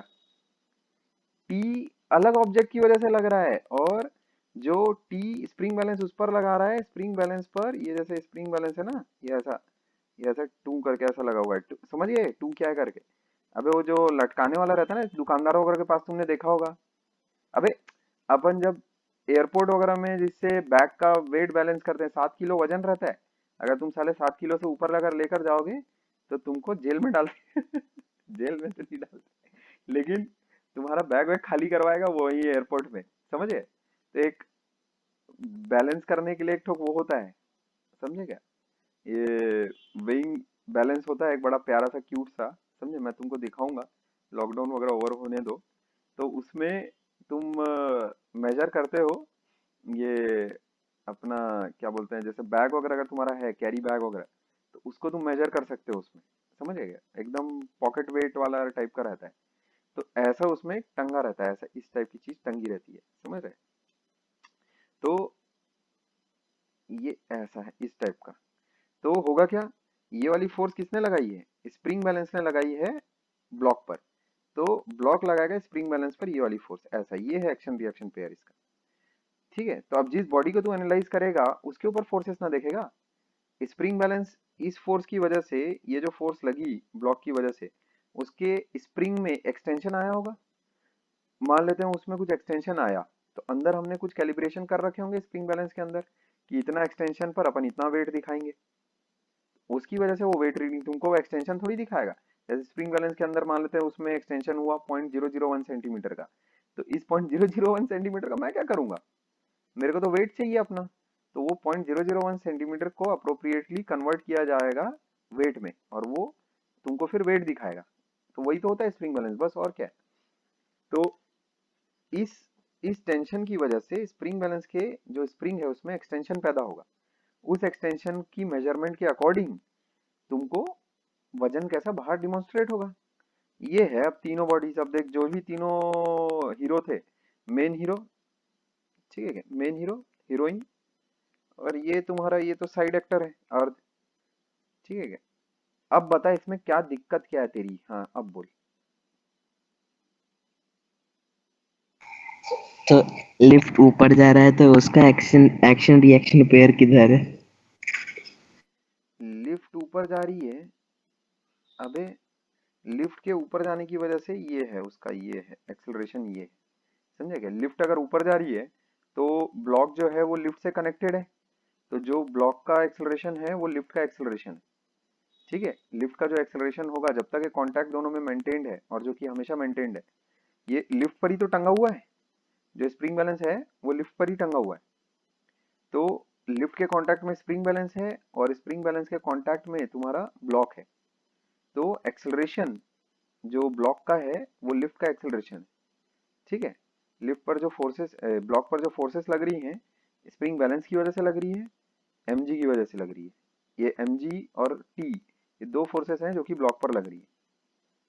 अब अगर एक्सेलरेशन है, मतलब क्या होगा, ये कोई फिक्स तो है नहीं, t वेरिएबल है अपने पास। t क्यों वेरिएबल है? बिकॉज जो एक्सटेंशन है स्प्रिंग का, स्प्रिंग बैलेंस का, वो कैसा वेरी कर सकता है, उसमें कोई दिक्कत की बात ही नहीं है, वो ऊपर नीचे हो सकता है, ये t वेरिएबल है, ये वेरिएबल है, स्प्रिंग बैलेंस का जो टेंशन है ये वेरिएबल है, mg वेरिएबल नहीं है, ठीक है? तो लिफ्ट का एक्सेलरेशन अगर आ गया, ठीक है क्या, लिफ्ट का एक्सेलरेशन अगर आ गया, पहली बात,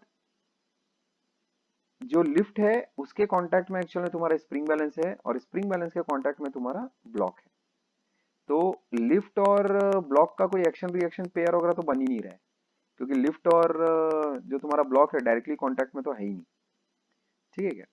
लिफ्ट की वजह से जो ब्लॉक में जो इन्फ्लुएंस आ रहा है वो एक्सेलरेशन का आ रहा है बस। जैसे लिफ्ट अगर ऊपर की तरफ एक्सेलरेटेड है, तो जो ब्लॉक है वो भी मेरा ऊपर की तरफ एक्सेलरेटेड है बस। लिफ्ट पर जो, सॉरी, जो ब्लॉक पर जो फोर्सेस लग रही हैं, वो फोर्सेस वो जिसके साथ कांटेक्ट में है उसकी वजह से लग रही है टी, और mg तो रहेगा ही, दुनिया में हर बॉडी है ना, जो जिसका तुम फ्री बॉडी डायग्राम बनाओगे, हर बॉडी पे mg तो लगेगा ही, तो पुलिस वगैरह को छोड़कर, जाहिर सी बात है क्योंकि मासलेस है वो। अब बोल, तू किसी भी बात पर तेरे को बातचीत करनी तू करना, यहाँ मैथमेटिकल मॉडल अपना एकदम क्लियर है, ठीक है क्या?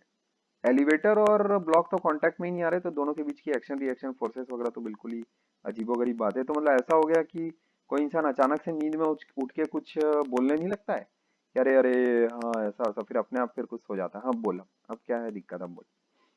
तो एक्शन रिएक्शन पेयर वो लिफ्ट और ब्लॉक के बीच में तो बन ही नहीं रही है, लिफ्ट और बैलेंस के बीच में बन रही है, वो मैंने बना के भी दिखाई है, देख, टी और ये टी ऐसा। अब बोल। जो एक्शन रिएक्शन पे टी और टी है वो सेम है, हाँ, तो फिर नीचे का जो mg है वो भी टी के बराबर होना चाहिए फिर। क्यों होगा? उस पर, उस ब्लॉक ताकि पर, उस ब्लॉक पर जो फोर्स लग रही है, दो फोर्सेस लग रही है, टी और mg। अगर एक्सेलरेशन है तो तेरे को नहीं लगता कि टी बड़ा होगा mg से? ऊपर की तरफ अगर एक्सेलरेशन है तो तेरे को नहीं लगता कि टी बड़ा होगा mg से? लेकिन थर्ड लॉ ये भी तो कहता है कि इक्वल होना चाहिए। अबे फिर वही बात, इक्वल है ना साले, ये देखना, ये इक्वल नहीं दिख रहा है तेरे को, ये टी और ये टी। थर्ड लॉ ये थोड़ी कहता है कि एक बॉडी पर हमेशा फोर्स बैलेंस हो जानी चाहिए करके। थर्ड लॉ ये कहता है कि अगर दो बॉडीज कांटेक्ट में आएंगी, तो एक बॉडी जितनी दूसरी बॉडी पर फोर्स लगाएगी उतना ही सेम फोर्स दूसरी बॉडी पहली बॉडी पर लगाएगी। थर्ड लॉ ये कहता है, बैलेंस की को तो कोई बात ही नहीं कहता है थर्ड लॉ। बैलेंस की कहाँ कोई बात कहता है कि फोर्सेस बैलेंस हो जाएंगी करके? थर्ड लॉ सिंपली ये कहता है कि दो बॉडीज अगर तुमने टचा टची की, ठीक है, तो पहली बॉडी जितना टच करेगी, दूसरी बॉडी भी पहली बॉडी को उतना ही टच करेगी, बस ये कहता है। बैलेंस की कहाँ से बात आ रही है? क्या तू थर्ड लॉ मतलब क्या समझ क्या लिया है थर्ड लॉ को? कुछ और ही समझ लिया है कि? तो फिर बता मेरे को, बात कर, उसमें कोई दिक्कत नहीं मेरे को, जितनी देर तू करना चाहता है कर सकता है। बाकी लोग अपना सर पीट रहे होंगे, अब तक रोनी तो तो अपना बाल खींचना शुरू कर दिया होगा कि ये साला बैठता ही क्यों है, मुंह खोलता ही है। इस पर देखो चिल इंसान है। अब प्रियांशु तो बहुत ही वो खुश होगा अभी, वाह, कोई मेरे बिना है जो बोल रहा है, यही तो मैं चाहता था कि कोई बोले। सर में दर्द हो गया अभी की नहीं फिर पागल। रोनित, रोनित अपना सर पीट रहा होगा जैसे मैं पीट रहा हूँ। अभी मुझसे भी दुखी कोई इंसान होगा वो रोनित होगा। इधर कनिष्क है, वो भी चिल रहता है कि नहीं भाई, क्लास में हर टाइप के लोग हैं, कोई दिक्कत नहीं है, ठीक है। श्रेयन देखो मूर्ख नहीं है, लेकिन जैसे अच्छा, मेरे को चिढ़ कब मचती है, जैसे मैं हंस हंस के बातचीत कर रहा हूँ चिढ़ मेरे को कब मचती है, जैसे कोई एक मूर्ख इंसान जब कैसा साला बकवास करने लगता है ना, तो फिर मेरे को बड़ी चिढ़ मचती है। वो क्योंकि उसको तो साले को उसकी समझ में ही दिक्कत है। श्रेयन एक्चुअली मूर्ख नहीं है, इनफैक्ट तुम में से कोई भी मूर्ख नहीं है, ठीक है। और इनफैक्ट ट्वेल्थ वालों में भी बहुत सारे अच्छे अच्छे लोग हैं, इनफैक्ट ट्वेल्थ की बैच भी बहुत अच्छी बैच है, ठीक है, उसमें भी तुम्हारा लोग तगड़े हैं। मूर्ख नहीं है, मूर्खता वाली बात है नहीं। जैसे कुछ मूर्ख लोग रहते हैं ना, मूर्ख, अब मैं कैसे बताऊं तुमको यार, नाम लेने में मेरा भी कैसा, तुम तो जानते ही हो मैं कितना, है ना, अब किसी की ऐसी बेइज्जती करना नहीं चाहता, लेकिन कुछ लोग कैसे रहते हैं, दिमाग से ही पैदल रहते हैं एकदम। पैदल मतलब ऐसे पैदल कि उनकी बातें सुन के ही लोल हो जाए एकदम, तुम जमीन पे लेट जाओ कि भगवान नहीं, ये तो नहीं, ऐसा तो नहीं, ठीक है क्या। तो इसमें हाँ, अब क्या है भाई तुम्हारा, बोलो बाबू श्रेन, तुम क्या बोल रहे हो, क्या बैलेंस क्या कर देना है, हाँ बोलो, हाँ थर्ड लॉ बैलेंस, हाँ अब बोलो। थर्ड लॉ से कुछ बैलेंस वैलेंस का कोई नाता रिश्ता नहीं है, ठीक है क्या। थर्ड लॉ से बैलेंस का कोई नाता रिश्ता नहीं है। हाँ, अब तू क्या बोल रहा था, थर्ड लॉ की वजह, थर्ड लॉ ये भी तो कहता है कि टी एम जी के बराबर हो जाना चाहिए, ऐसा नहीं कहता है थर्ड लॉ। थर्ड लॉ ये कहता है कि इस ब्लॉक ने अगर बैलेंस पर अगर टी फोर्स लगाई है नीचे, तो बैलेंस ने ब्लॉक पर टी फोर्स लगाई है ऊपर, उसके बाद ब्लॉक का क्या होगा वो तेरा जानने का उससे कोई वो नहीं है, समझा क्या। मतलब वो थर्ड लॉ ने फिर उसके आगे का ठेका नहीं लेके रखा है कि उस ब्लॉक के साथ क्या हो रहा है क्या नहीं हो रहा है। हो सकता है उसकी वजह से ब्लॉक मूव करे, हो सकता है ना करे। वो थर्ड लॉ ने ठेका नहीं लिया फिर उसके आगे का कि नहीं वो तो मूव करेगा ही करेगा, नहीं उसके आगे नहीं मूव करेगा, फोर्स लगा के छोड़ देता है बस थर्ड लॉ वहां तक के बस। और उसके आगे क्या होगा इसका ठेका ना तूने या मैंने भी नहीं लेकर रखा है। उसके आगे क्या होगा ये हम मैथ्स के थ्रू जानेंगे। उसके आगे क्या होगा, फोर्सेस लगने के बाद उसके आगे क्या होगा, ब्लॉक मूव करेगा नहीं करेगा, क्या है सिचुएशन आगे की, वो मैथमेटिक्स बताएगी, ठीक है। हम लोग नहीं बताएंगे कि नहीं नहीं वो तो ऐसा ही होना चाहिए, नहीं, जो मैथ्स बोलेगी वो हम करेंगे, ठीक है। अब बोलो, थर्ड लॉ का तो हो गया ना तेरा कीड़ा समाप्त, की अभी भी नहीं हुआ है। थर्ड लॉ का ये कहना कि इस पर टी लगी और एम इस पर ऐसा, एम पर ऐसा टी लगा, बस थर्ड लॉ ये बोलता है। इसके आगे टी क्या करेगा उस पर, ये थर्ड लॉ नहीं बोलता है, ठीक है क्या। टी को क्या मतलब कि ये एम जी लग रहा है कि नहीं लग रहा है, लिफ्ट चल रही है कि नहीं चल रही है, उससे टी को कोई मतलब नहीं है। टी लग गया, बस थर्ड लॉ का काम खत्म हो गया, थर्ड लॉ चला। थर्ड लॉ कैसा, जैसे बेटी ब्याह दी, पप्पा ने बेटी ब्याह दी, अब बेटी के साथ वहां घर में क्या हो रहा है ये पप्पा क्या करेंगे उसमें, बेटी तो ब्याह दी ना उन्होंने। अब ये श्रेयन क्या बोल रहा है, नहीं नहीं नहीं नहीं नहीं, बेटी को कार होना, बेटी को बंगलो होना, बेटी को ज्वेलरी होना, बेटी को हर दिन डोमिनोज पिज्जा होना, और ये क्यों नहीं मिल रहा उसको, ये तो मिलना चाहिए। तो अरे बेटी ब्याह दी, अब हो गया भाई, चलो अब तुम्हारा काम खत्म हो गया बस, है ना। तो ये इधर थर्ड लॉ ने कैसा बेटी ब्याह दी, अब उसके बाद उसके साथ क्या हो रहा है वो उससे बापू का क्या मतलब, है ना, बापू तो गए, हो गया बेटी दे दी, हो गया अब खत्म। अब उसके बाद थोड़ी, अब उसके बाद तो भाई देखना है बाकी आगे, फिर वो ब्लॉक समझेगा उसके साथ क्या होना है करके, ऊपर की तरफ एक्सेलरेट है, नीचे की तरफ एक्सेलरेशन है, क्या नहीं। और बोल, और कोई कीड़ा बचा है तो बता, या फिर अभी वो पुराना वाला ही नहीं मरा है। नहीं ठीक। मिला क्या तेरे को ये सब करके, ये तो बता साथ, अभी शांति पड़ गई, अभी हंस रहा होगा, हाँ चलो अभी इस इंसान को परेशान कर दिया है, और साथ में बाकी लोगों को भी परेशान कर लिया अच्छे से, अब हो गई मेरी सुबह बन गई। नहीं, अभी एक जैसी क्लास खत्म होगी, ये क्या करेगा बता सबसे पहले, हाँ हाँ मम्मी, अब देखो आज का मेरा टारगेट पूरा हो गया, आज जो मैंने सताया है ना, जो सताया है मैंने, समझे, क्लास में जो सताया यार, ये तो फिर भी कुछ नहीं है, सताने वाले तुमने देखे नहीं है। अभी कल मैं बताऊं तुमको, ये देखो तुम, 1 + sin θ cos theta divided by sine theta, ये डिवीजन का सिंबल पूरे में है, बता दो। ये जो मेरा लोल हुआ ना, इसको देखकर क्या बोलूं मैं। अभी क्लास खत्म होगी तो तुमको दिखाऊंगा कॉपी चेकिंग, ये वाली, ये ऐसा लोल, है ना, इसको क्या बोलते हैं। इतना बड़ा भोकाल, इतना बड़ा भोकाल। तो अब एक इंसान यहाँ पर जो 9th से है ना, उसके साथ ये वाले लफड़े नहीं होते, होता असल में ये है, जो मान लेते हैं 8वीं और 9वीं अगर किसी की बिगड़ गई है, तो उसकी 10वीं बिगड़ना तय है। एक इंसान जो ऑलरेडी अच्छा कर रहा है ना वही अच्छा करेगा, दुनिया का नियम है। लेकिन एक इंसान का पीछे का अगर स्वाहा अगर हो चुका है और उसको अगर ऊपर आना है, तो एक दूसरा इंसान ऐसा चाहिए जो उसकी ये वाले गड्ढे दूर करे। और ऐसा तभी हो सकता है जब तुम सामने वाले की कॉपी देखो, ठीक है। और लोग पढ़ाने वाले कॉपी देखते नहीं है, कभी नहीं। कॉपी देखेंगे तो बर्बाद नहीं हो जाएंगे? बर्बाद कैसे हो जाएंगे? उनको एक एक घंटे के अंदर सब कुछ खत्म भी तो करना है, कि अपनी क्लास लेनी है और उसमें पढ़ा के अपना चले। तो है ना, तो उसमें मामला ये वाला भी है लोगों का कि सादी आइडेंटिटी बताते हैं नहीं बन रही, ए प्लस बी होल स्क्वायर को ए स्क्वायर प्लस बी स्क्वायर लिखते हैं तड़ तड़। तो ये सब नहीं हो रहा। वो उस टाइप में कैसा एक इंसान जब ऐसा लंबी लंबी छोड़ने लगता है, फिर कैसा दिमाग गर्म होता है फिर कि यार ये तो मूर्ख है बहुत बड़ा करके, जड़ बुद्धि। लेकिन जेन्युइन अगर कोई डाउट्स वगैरह अगर आते हैं, ठीक है क्या, अभी प्रियांशु को कैसा होना कि प्रियांशु को चाहिए कि बस यार कोई इसी तरह से डाउट पूछता रहे, बस बहुत बढ़िया, समझेगा, फिर तो मेरा मजे ही मजे। और इधर बाकी रोनित वगैरह का कैसा है कि नहीं भाई मेरे को मेरा कंटेंट मिल जाए, उसके बाद मैं खुद अपना एनालिसिस करने पे लग जाऊंगा, ठीक है क्या, इसको जो बोलना है बोलने देते हैं आराम से। उसके बाद अपन अपना कॉपी पेन उठा के अपना अपनी गणित बिठाएंगे ढंग से, क्या है कैसा है मामला। स्पर्श का तो अपना पता ही है, एकदम साइलेंट साइलेंट किलर है कि नहीं। क्या जो करता है मेरे को तो समझ ही नहीं आता है। खैर, तो लेकिन फिर भी बातचीत जैसे तुम समझो कि अगर एक इंसान ना करे, जैसे श्रेयन ने अभी अगर कुछ नहीं बोला रहता, इसमें मुझे ऐसा लगता है कि बहुत सारे बाकी ऐसे लोग हैं जिनका क्या पता कुछ भला हो जाए। तो उसमें जो डाउट अच्छा पूछने वाला अगर कोई है बैच में, तो उसकी वजह से एक्चुअली में बाकियों का बहुत भला होता है।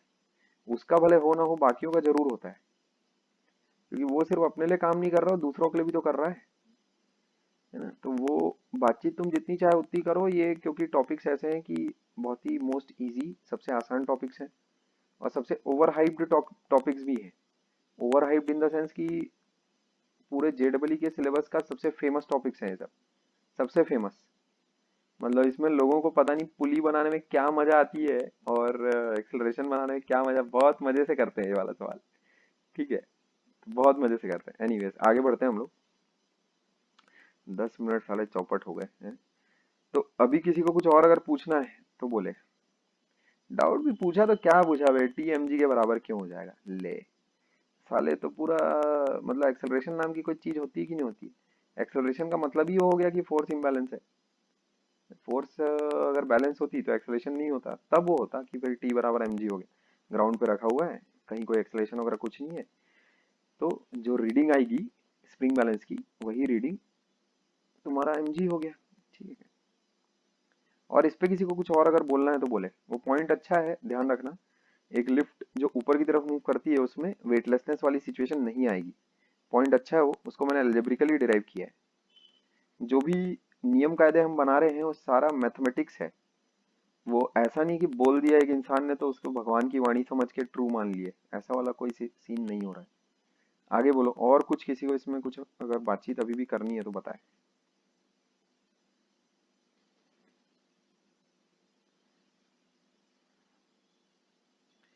तो इसके बाद जो इलस्ट्रेशन है उसको क्विकली तुम देखोगे। सवाल लिखा है, two masses m1 and m2 are attached to a flexible inextensible, इस वर्ड का बहुत ज्यादा मीनिंग है। मासलेस, इस वर्ड का अगेन बहुत ज्यादा मीनिंग है। रोप विच passes over a frictionless and massless pulley, frictionless है ना, एंड मासलेस पुली, ठीक है बात, अच्छी बात है। मतलब पुली के दोनों साइड है ना, जो टेंशन की वैल्यू होगी, अभी के लिए तुम एज अ फैक्ट ये बात मान के रखना कि मासलेस अगर पुली है, इसका मतलब मासलेस अगर तुम्हारे पास पुली है तो क्या होगा, ये जो हम लोग फोर्स बनाते हैं ना, कैसा हो जाएगा, जैसे ये अगर है मेरे पास T1, ये T2 है और ये T3 है ऐसा। तो अगर तुम्हारे पास फ्रिक्शनलेस है तो T1 बराबर T2 होगा, ये बात ध्यान में रखो, ठीक है। अगर तुम्हारे पास मासलेस है मासलेस है, इसका मतलब क्या होगा, फोर्स बैलेंस तुम कर सकते हो, T3 बराबर T1 प्लस T2 कर सकते हो। ये बातें ध्यान में रखोगे, फ्रिक्शनलेस और मासलेस का ये मीनिंग होता है, ठीक है, ये बात ध्यान में रखियो। और अगर फ्रिक्शनलेस और मासलेस अगर दोनों ही है तो फिर क्या होगा, फॉर फ्रिक्शनलेस मासलेस पुली क्या हो जाएगा, फॉर अ फ्रिक्शनलेस मासलेस पुली मामला हो जाएगा ऐसा, 2T और ये हो गया T, ये हो गया T, समझ गए, ऐसा ये मामला सेट है तुम्हारा, ठीक है ये बात, ये चीजें ध्यान में रखोगे। अच्छा अभी देखो, find the accelerations of the masses and tension in the rope, इसे कहते हैं एटवुड मशीन। नाम तो बहुत फैंसी है पर ये सिनेरियो तो हम लोग बहुत बार दर्जन बार कैसा एनालाइज कर चुके हैं। यहाँ देखोगे कैसा है मामला अपना, इस फिगर को अगर तुम देखो तो कंस्ट्रेंट लिखना आना चाहिए तुमको। कंस्ट्रेंट कैसे लिखोगे, जैसे ये एक लाइन में फिक्स करता हूँ, अब ये लाइन जो मैंने फिक्स की है नॉन मूविंग लाइन है, तो इसको मैं रेफरेंस लाइन अपनी कंसीडर करता हूँ। यहाँ से अगर मैं इसको अगर x1 लेता हूँ और इस दूरी को अगर x2 लेता हूँ, तो क्या मैं ऐसा बोल सकता हूँ कि x1 प्लस x2 कॉन्स्टेंट होगा, क्या ऐसा बोला जा सकता है x1 प्लस x2 कॉन्स्टेंट होगा, हाँ है ना, बराबर length of the rope. Length of the rope में ये भी आ रहा है, ये भी आएगा, लेकिन ये तो कांस्टेंट ही है, समझ गए। तो x1 प्लस x2 प्लस ये वाली लेंथ बराबर कांस्टेंट, तो x1 प्लस x2 भी कांस्टेंट ही हो गया। क्या x1 प्लस x2 कांस्टेंट होगा, हाँ होगा, ये तो बहुत ही चिंदी सी चीज लिखी है मैंने। तो भाई डिफरेंशिएट जब तुम करोगे तो कैसा होगा, x1 plus D by D T of x2 बराबर 0। मान लेते हैं ये बॉडी ऊपर की तरफ जा रही है और ये बॉडी नीचे की तरफ आ रही है, ऐसा, ठीक है, ये v1 ये v2 ऐसा, तो क्या होगा x1, यहां पर देखो हम लोग उसमें अपना साइन कन्वेंशन कैसा रखेंगे, x1 को जब डिफरेंशिएट करोगे तुम, तो क्योंकि length of the rope is decreasing तो इसलिए यहाँ पर माइनस v1 लोगे। जो v1 और v2 वेरिएबल्स हम लोग ले रहे हैं वो पॉजिटिव रहेंगे, ये बात ध्यान में रखना। साइन हम अपनी तरफ से खुद लगाएंगे, प्लस क्योंकि x2 यानी कि जो लेंथ ऑफ द रोप है ये वाली क्योंकि इंक्रीज मार रही है, तो dx बाई dt वो पॉजिटिव आएगा, तो ये ऐसा मैं लिखूंगा उसको ऐसा। इसको एक और बार डिफरेंशिएट करने से माइनस a1 प्लस a2 बराबर 0 आ रहा है मेरे पास, ठीक है। इसका मतलब ये कंस्ट्रेंट आ गया है मेरे पास a1 बराबर a2, ठीक है। इसकी एफबीडी बनाकर मैं छोड़ दे रहा हूँ क्योंकि ये काम हम लोग ऑलरेडी पहले भी कर चुके हैं, सेम ये चीज कर चुके हैं अगर तुम्हें याद हो तो, ठीक है। तो इसको बोल देते हैं ए लेट, ठीक है, मतलब ये ऊपर की तरफ अगर एक्सलेशन ए है, ये इधर नीचे की तरफ एक्सलेशन ए जा रहा होगा, ठीक है ऐसा।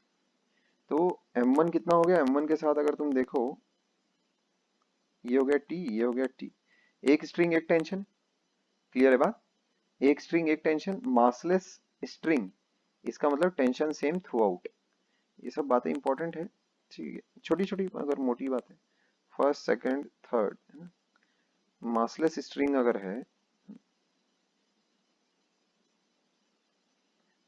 इसका मतलब क्या है, same tension through out,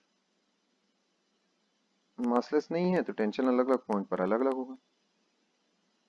through out लिखने की क्या जरूरत है, सेम टेंशन, अच्छा थ्रू आउट लिख देते हैं,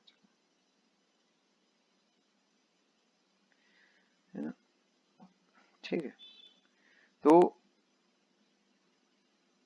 सेम टेंशन थ्रू आउट मतलब यहाँ पर जो टेंशन लग रही है, यहाँ जो टेंशन लग रही है वही यहाँ पर भी लग रही है। अब वैसे तो मेन क्वेश्चन वाले डायग्राम में एक्चुअल में जो इंसान फोर्स वगैरह बना रहा है उससे बड़ा पापी और उससे बड़ा अधर्मी कोई नहीं है, उसको तो बीच चौराहे लटका देना चाहिए, ठीक है। हमेशा जो डायग्राम तुम बनाओ हमेशा इस तरह से बनाओ ऐसा।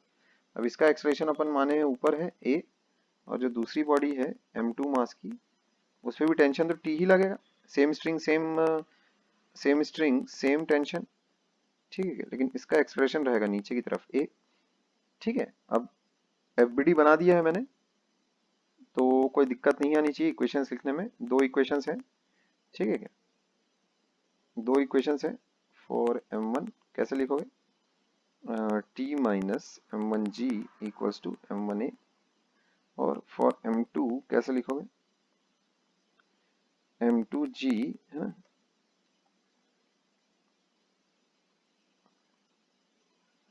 दो इक्वेशन है, दो वेरिएबल है, t और a निकाल लेना भाई, ठीक है क्या, t और a निकाल लेना, ठीक है बात, t और a निकाल लेना। क्लियर है चीज। इसमें देखो एक शॉर्टकट मैं तुमको बताता हूँ। ये जो चीज है इसको लिखने का एक और दूसरा तरीका भी है। ये जो सेम चीज है इसी को लिखने का एक दूसरा तरीका भी है। जो टेंशन है वो इस पूरे सिस्टम के लिए इंटरनल फोर्स है। तो इंटरनल फोर्सेस वर्क नहीं करती हैं कभी भी, ये बात ध्यान में रखना। जो नेट वर्क डन होता है by internal forces is zero if the bodies are rigid, ठीक है क्या। अगर बॉडी अगर रिजिड नहीं है, बॉडी में डिफॉर्मेशन वगैरह अगर हो रहे हैं तो इंटरनल फोर्सेस फिर वर्क कर रही हैं, ठीक है क्या। लेकिन ऐसा डिफॉर्मिंग जब हो रही हो तब उससे अपने को कोई मतलब भी नहीं है। यहाँ पर जो बॉडीज है पूरी रिजिड है, तो जो टी है ना, टी वो एक्चुअल में इंटरनल फोर्स है, ठीक है। मैं जो बताना चाह रहा हूँ वो ये है, ध्यान दोगे। बहुत ही छोटी सी बात है लेकिन उसकी वजह से एक्चुअल में काम बहुत आसान हो जाता है, ठीक है क्या। यहाँ देखो, जैसे अगर तुम टी को अगर देखो, ध्यान से देखना, एफबीडीज अगर तुम बनाओ, जैसे ये मान लेते हैं पुलिया है मेरी, ये ऐसा पुली है, सबसे भंगार छाप एग्जाम्पल, ठीक है क्या। तो ये रहा मेरा ऐसा पुलिया है मेरी। अब देखो जो टी है वो कैसा है, m1 पर ये लगा टी ऐसा, m2 पर ये लगा टी, खाली टेंशन देख रहा हूं मैं, ठीक है। अच्छा, पुलिया पर लगा ये देखो ये टी ऐसा, फिर पुलिया के ऊपर वाले हिस्से पर ये लगेगा 2t, फिर ये जो स्ट्रिंग है इस पर लगेगा ऐसा 2t, फिर जो वॉल है, समझे क्या, उस पर कायदे से कैसा लगेगा, ये 2t हो गया, ये 2t हो गया। तो जो वॉल है उस पर क्या लगेगा, फिर ये जो वॉल है उस पर लगेगा यूं 2t ऐसा, समझ गए। मेरा बोलने का मतलब ये है कि जो तुम्हारा टी है, ठीक है, जो तुम्हारा टी है वो पूरा सिग्मा जो रहेगा इंटरनल फोर्सेस का वो जीरो हो जाएगा, ठीक है। नेट इंटरनल फोर्स जो तुम्हारी रहेगी कितनी आ जाती है, पूरा जीरो, क्योंकि एक्शन रिएक्शन पेयर है ना। तो जो सिस्टम अगर तुम बाहर से अगर देखोगे, ऐसा अगर तुम ये अगर सिस्टम अगर देखोगे तो इसके अंदर जितने भी टेंशन फोर्सेस हैं सबका समेशन कितना आ जाएगा तुम्हारे पास, जीरो। ये मैं तुमको बताना चाह रहा हूँ, इसीलिए जीरो आ जाएगा सबका। अगर तुम समेशन करोगे सारी जो टेंशन वाली फोर्सेस है सबका अगर तुम समेशन मारोगे कितना आएगा, जीरो आना ही है, पक्का है, क्योंकि वो पेयर में जन्म लेती है ना। तो अगर पूरा सिस्टम को अगर तुम कंसिडर करो और सिस्टम के अंदर सारी फोर्सेस अगर बनाओ, जैसे यहाँ देखो मैं क्या बोल रहा हूँ, ये सब हटाओ, एक सेकंड,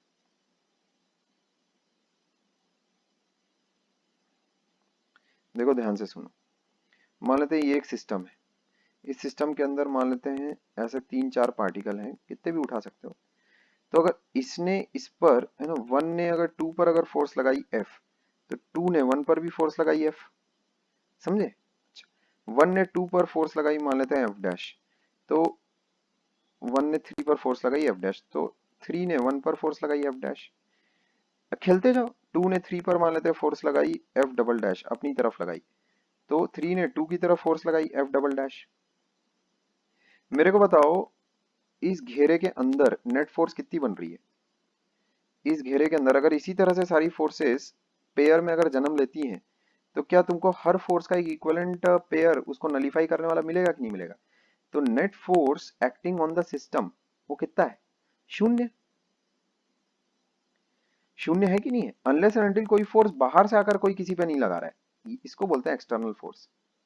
कोई बाहर से आके अनलेस एंड अनटिल कोई फोर्स किसी पार्टिकल पर नहीं लगा रहा है, नेट फोर्स कितनी रहेगी तुम्हारे पास, जीरो। तो ये बात हमेशा ध्यान में रखना कि sum of forces as a result of mutual interaction, ठीक है, आप ही में अपने आप में ही में, समझे क्या, as a result of mutual interactions, ठीक है, as a result of mutual interactions, बराबर 0। ठीक है क्या? यहाँ देखो ना, एफ डबल डैश ये दोनों एड अप होंगे तो मर जाएंगे। ठीक है, भले दोनों अलग अलग बॉडीज पर लग रहे हैं, मैं ये देखना चाह रहा हूं कि इस सिस्टम पर कितनी फोर्स लग रही है, इस सिस्टम पर कितनी फोर्स लग रही है। समझ गए क्या? सिस्टम पर कितनी फोर्स लग रही है। सिस्टम अगर तुम कंसिडर करोगे तो तुमको नेट फोर्स होना, वो फिर सारे पार्टिकल्स उसमें, उन पर जितनी जो फोर्सेस वगैरह लग रही होंगी, जैसे यहाँ देखो, अगर मेरे पास ये है ऐसा, दो ब्लॉक्स है, उसमें थोड़ा सा मैं माइक्रोस्कोपिकली अगर दोनों को अलग अलग अगर कर दूं तो ये ऐसा है। मान लेते हैं इसने इस पर फोर्स लगाई, इसने इस पर फोर्स लगाई। ठीक है, बी ने ए पर फोर्स लगाई और ए ने बी पर फोर्स लगाई, एफ और एफ। अभी लेकिन अगर तुम एज अ सिस्टम अगर देखोगे तो क्या कोई नेट फोर्स बन रही है क्या? कोई नेट फोर्स नहीं है, कोई नेट फोर्स ही नहीं है ना? तो लेकिन अगर तुम बाहर से अगर कोई फोर्स अगर लगाते हो एफ एक्सटर्नल, तो देखो सिस्टम पर फोर्स बनेगी। ये मान लेते हैं एफ एक्सटर्नल अगर फोर्स बनी, तो इंटरनल फोर्सेस का तो समेशन ऐसे भी 0 हो जाना है। सिस्टम के लिए बोल रहा हूँ, फॉर द सिस्टम फोर्स कितनी है नेट, एक्सटर्नल इंटरनल सब मिला के, तो इंटरनल वाले का समेशन ऐसे भी मर जाने वाला है, क्योंकि internal forces are always generated in pairs. ठीक है, internal forces are always generated in pairs, और इक्वल एंड अपोजिट होने की वजह से वो मर जाती है। समझ लिए? तो टेंशन ठीक उसी प्रकार इंटरनल फोर्सेस का पेयर बनाता है। समझे क्या? तो सारे टेंशन इंटरनल फोर्सेस का जो सारा जो तुम्हारा समेशन है वो 0 हो जाता है। ठीक है, अच्छा दूसरा एक बहुत ही इंपॉर्टेंट यहाँ पर एक प्रिंसिपल हम लोग इस्तेमाल कर रहे हैं। ठीक है, work done bye internal forces is 0।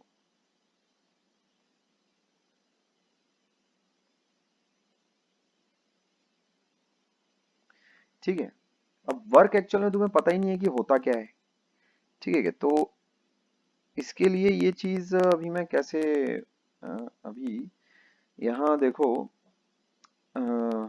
Work का जो फंडा है ये असल में एक छोटी सा इस काम से हम लोगों का बहुत ज्यादा क्या बोलते हैं, काम रिड्यूस हो जाएगा।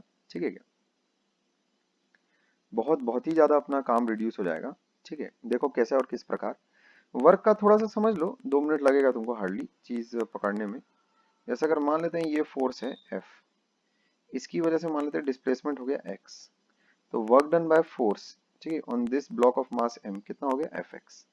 ये है वर्क का फंडा। वर्क का फंडा तुम उसको ऐसा समझो, इस एफ एक्स की वजह से हुआ क्या है, वर्क एक्चुअल में है क्या। मान लेते हैं एक बॉडी है, इनिशियली यू स्पीड के साथ ट्रेवल कर रही थी, तो उसके पास पैसे कितने थे, हाफ एम यू स्क्वायर, ये उसका बैंक बैलेंस था।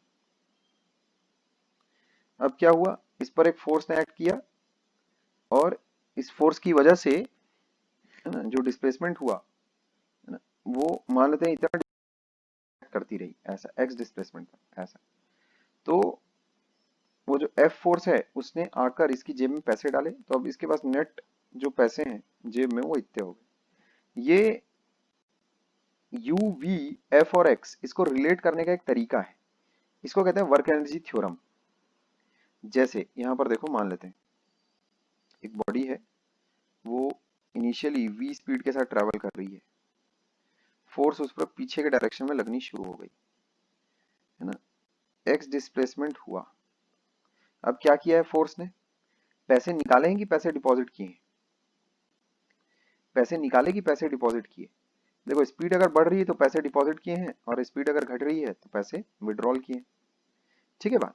तो अभी बताओ मेरे को, पैसे डिपॉजिट किए कि विड्रॉल किए इस वाली फोर्स ने, पैसे विड्रॉ किए इसने। ठीक है क्या? कैसे पैसे विड्रॉ किए देखो, half M V square initial amount of money जितना उस ब्लॉक के पास था, विड्रॉ कितने कर गया ये देखो, अपोजिट डायरेक्शन में लग रहा है, और एक्स देखो सामने की तरफ है, यहाँ देख रहे हो फोर्स जो है इस तरफ है, और जो डिस्प्लेसमेंट है वो इस तरफ है ऐसा। ठीक है क्या? तो फोर्स और डिस्प्लेसमेंट अगर अलग अलग डायरेक्शन में अगर रहेंगे, तो जो विड्रॉल होगा उसको मैं नेगेटिव साइन से बताऊंगा। ठीक है, प्लस एफ एक्स तो लिख नहीं सकता ना, प्लस एफ एक्स का तो ये मतलब हो जाएगा, क्योंकि मैं देखो एफ और एक्स को पॉजिटिव रख रहा हूँ, ठीक है, तो उसमें साइन मेरे को अपनी तरफ से लगानी पड़ेगी, ठीक है, तो माइनस एफ एक्स बराबर हाफ एम यू स्क्वायर, ठीक है, ऐसा, इसको कहते हैं work energy theorem, basic fundamental सा थ्योरम। इसी चीज पर सोचो एक पूरा चैप्टर है डेडिकेटेड, पूरा एक चैप्टर है डेडिकेटेड वर्क एनर्जी थ्योरम पर, वर्क पावर एनर्जी करके एक चैप्टर है, अच्छा बड़ा लंबा चैप्टर है वो, इसी चीज पर सोचो एक पूरा चैप्टर डेडिकेटेड है। तो यहाँ पर है ना, ये वर्क का कंसेप्ट मेरे ख्याल में तुम्हें कुछ हद तक समझ में आ गया होगा। ये कुछ ऐसा ही है जैसे भाई एक मान लेते हैं तुम्हारी जेब है, उसमें 200 रुपए हैं, एक दोस्त आया उसने 100 रुपए डाल दिए, अब तुम्हारी जेब में कितने पैसे हो गए? 300। कैसे लिखोगे, कैसे इस चीज को? Initial amount of money plus money transferred. अब अगर ट्रांसफर्ड मनी अगर पॉजिटिव है तो मैं क्या करूं, बराबर final amount of money in your जेब। अगर मान लेते कोई विड्रॉ कर रहा है तो जाहिर सी बात है प्लस उसमें क्या लिखोगे, विड्रॉल, ठीक है क्या? तो पॉजिटिव वर्क डन अगर कोई बॉडी किसी पर अगर करती है कोई फोर्स, इसका मतलब क्या है कि उस बॉडी की एनर्जी वो बढ़ा रही है। Work done by force is positive, इसका मतलब हमेशा ये बात ध्यान में रखना कि जिस पर वो बॉडी वो फोर्स जिस बॉडी पर एक्चुअल में वर्क कर रही है उसकी एनर्जी बढ़ रही होगी। एनर्जी एक नंबर है हाफ एम यू स्क्वायर वाला, ठीक है, बस इससे ज्यादा और कुछ नहीं। एनर्जी एक नंबर है half M U square half M V square, ये वाला हाफ मास टाइम्स स्पीड का स्क्वायर, ठीक है, ये एक नंबर है एनर्जी बस। तो कितना पैसा ट्रांसफर हुआ, विड्रॉल या डिपॉजिट जो भी, वो होता है फोर्स टाइम्स डिस्प्लेसमेंट। पैसा विड्रॉल या पैसा डिपॉजिट वो क्या है, फोर्स टाइम्स डिस्प्लेसमेंट। पैसा विड्रॉ होगा ये तुम कब जान जाओगे, जब फोर्स और डिस्प्लेसमेंट डायरेक्शन अपोजिट होगी, और पैसा डिपॉजिट होगा ये तुम कब जान जाओगे, जब फोर्स और डिस्प्लेसमेंट डायरेक्शन एक ही होगी। ये ध्यान में रखोगे। तो ये होता है वर्क का कंसेप्ट, ठीक है, ये होता है वर्क का कंसेप्ट। सर हाँ बोलो। आप उस एफ एक्स और हाफ एम यू स्क्वायर को ऐड कैसे करेंगे, दोनों का डायमेंशंस तो अलग है। नहीं सेम है, तू करके देख लेना, सेम है। ये इसका है तुम्हारा न्यूटन मीटर, जिसको कि तुम जूल कहते हो मोस्ट फेमसली, और ये हाफ एम यू स्क्वायर भी न्यूटन मीटर ही आएगा, केजी मीटर पर सेकंड का होल स्क्वायर, ठीक है, वो भी न्यूटन मीटर ही आ जाएगा। दोनों के डायमेंशन जूल वाले ही हैं, और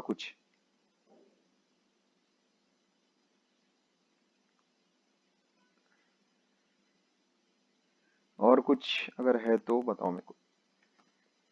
आता कैसे है ये भी बहुत सिंपल सी बात है, कोई ऐसा भारी इसमें मैथमेटिक्स ऐसा नहीं है, बहुत ही सिंपल सा, एक से बहुत ही सिंपल सी बात है तो इक्वेशन ऑफ काइनेमेटिक्स ही, लिखने का अंदाज बस थोड़ा अनोखा है। जैसे अगर एक बॉडी है मास की, यू स्पीड से ट्रैवल कर रही है, उस पर एक फोर्स अगर लग रही है, एक्स मान लेते हैं डिस्प्लेसमेंट हो गया, ठीक है क्या, बाद में उस बॉडी की स्पीड हो गई वी, ऐसा तो होगा क्या, एफ उस बॉडी पर जो लग रहा है मास टाइम्स एक्सेलरेशन, उसको तुम ऐसा लिख सकते हो V D V by D X, ठीक है क्या, तो एफ है ना डी एक्स, इसको तुम ऐसा लिख लो M V D V, integrate मारो दोनों साइड, यू पर है ना, जब उसकी वेलोसिटी है तब वो x इक्वल टू 0 पर है, जब उसकी वेलोसिटी v हो गई तब वो x इक्वल टू x पर है, तो ये हो जाएगा एफ एक्स डी एक्स का इंटीग्रल क्या होगा। अब फोर्स अगर कांस्टेंट है, कांस्टेंट फोर्स है, तो इंटीग्रेशन साइन के बाहर आ जाएगा वो ऐसा, तो एफ और डी एक्स अंदर बचा, इसका 0 से x तक इंटीग्रल, m तो बाहर आ गया है, मास ऑफ द बॉडी तो कांस्टेंट है, अनलेस अनटिल कोई रॉकेट वॉकेट वाला सीन नहीं है जिसमें मास के साथ बाहर की तरफ आ रहा है, तो ऐसा कोई सीन नहीं है, u से भी, तो ये कितना हो जाएगा वी स्क्वायर बाय 2 है ना, अपर लिमिट और लोअर लिमिट, ये हो जाएगा dx का इंटीग्रल होता है x, x माइनस 0 हो गया x, अब ये चीज कितनी आ जाएगी देखो, half M V square by 2 minus U square by 2, ऐसा एफ एक्स। इसी को थोड़ा सा अगर रीअरेंज अगर तुम कर लो तो कैसा दिखेगा देखो, ये half M U square plus F X equals to half M V square. बहुत ही सिंपल सी बात है, ठीक है क्या? बहुत ही सिंपल सी बात है। तो इसको हम लोग क्या बोलते हैं? इनिशियल बैंक बैलेंस, ये हो गया मनी ट्रांसफर्ड, और ये हो गया फाइनल बैंक बैलेंस, ऐसा। तो इसको बोलते हैं इनिशियल एनर्जी, इसको कहते हैं एनर्जी ट्रांसफर, जिसको कि तुम वर्क बोलते हो, और ये हो गया फाइनल एनर्जी, ठीक है? क्लियर है? अच्छा, तो एक बात तुम ध्यान में रखना कि जो इंटरनल फोर्सेस का जो वर्क होगा, net work done bye internal forces, ठीक है, वो जो टेंशन का एक्चुअल में नेट जो तुम्हारे पास वर्क होगा, ठीक है, वो जीरो होगा। इसके प्रूफ पे मत जाइयो कि क्यों जीरो होगा। Work done bye internal forces नहीं बोलना चाहिए, लेकिन अभी जो तुम ये सीन देख रहे हो, जितने भी तुम्हारे पास जितने भी जो सवाल आने वाले हैं, उसमें work done by tension, work done bye internal forces हमेशा जीरो होता है, ऐसी बात नहीं होती है, ठीक है? ये बात ध्यान में रखोगे। लेकिन वर्क डन जो टेंशन एक्चुअल में करेगी यहाँ पर इस तरह के पुलिस वगैरह वाले क्वेश्चंस में, वो हमेशा जीरो ही मरेगा, समझे? वो हमेशा जीरो जाएगा, ठीक है? उस पर मैं इसीलिए नहीं बोलना चाह रहा हूँ कि कैसे और किस प्रकार जीरो जाएगा, क्योंकि उसमें फिर थोड़े से पंगे आ सकते हैं, ठीक है? तो उस चीज को एक थंब रूल की तरह तुम मानकर चलो कि वर्क डन बाय टेंशन, ठीक है, net work done by tension वो कितना मरेगा? जीरो, ठीक है? Net work done by tension will be equal to zero, ये ध्यान में रखना है, ठीक है? ये चीज ध्यान में रखनी है।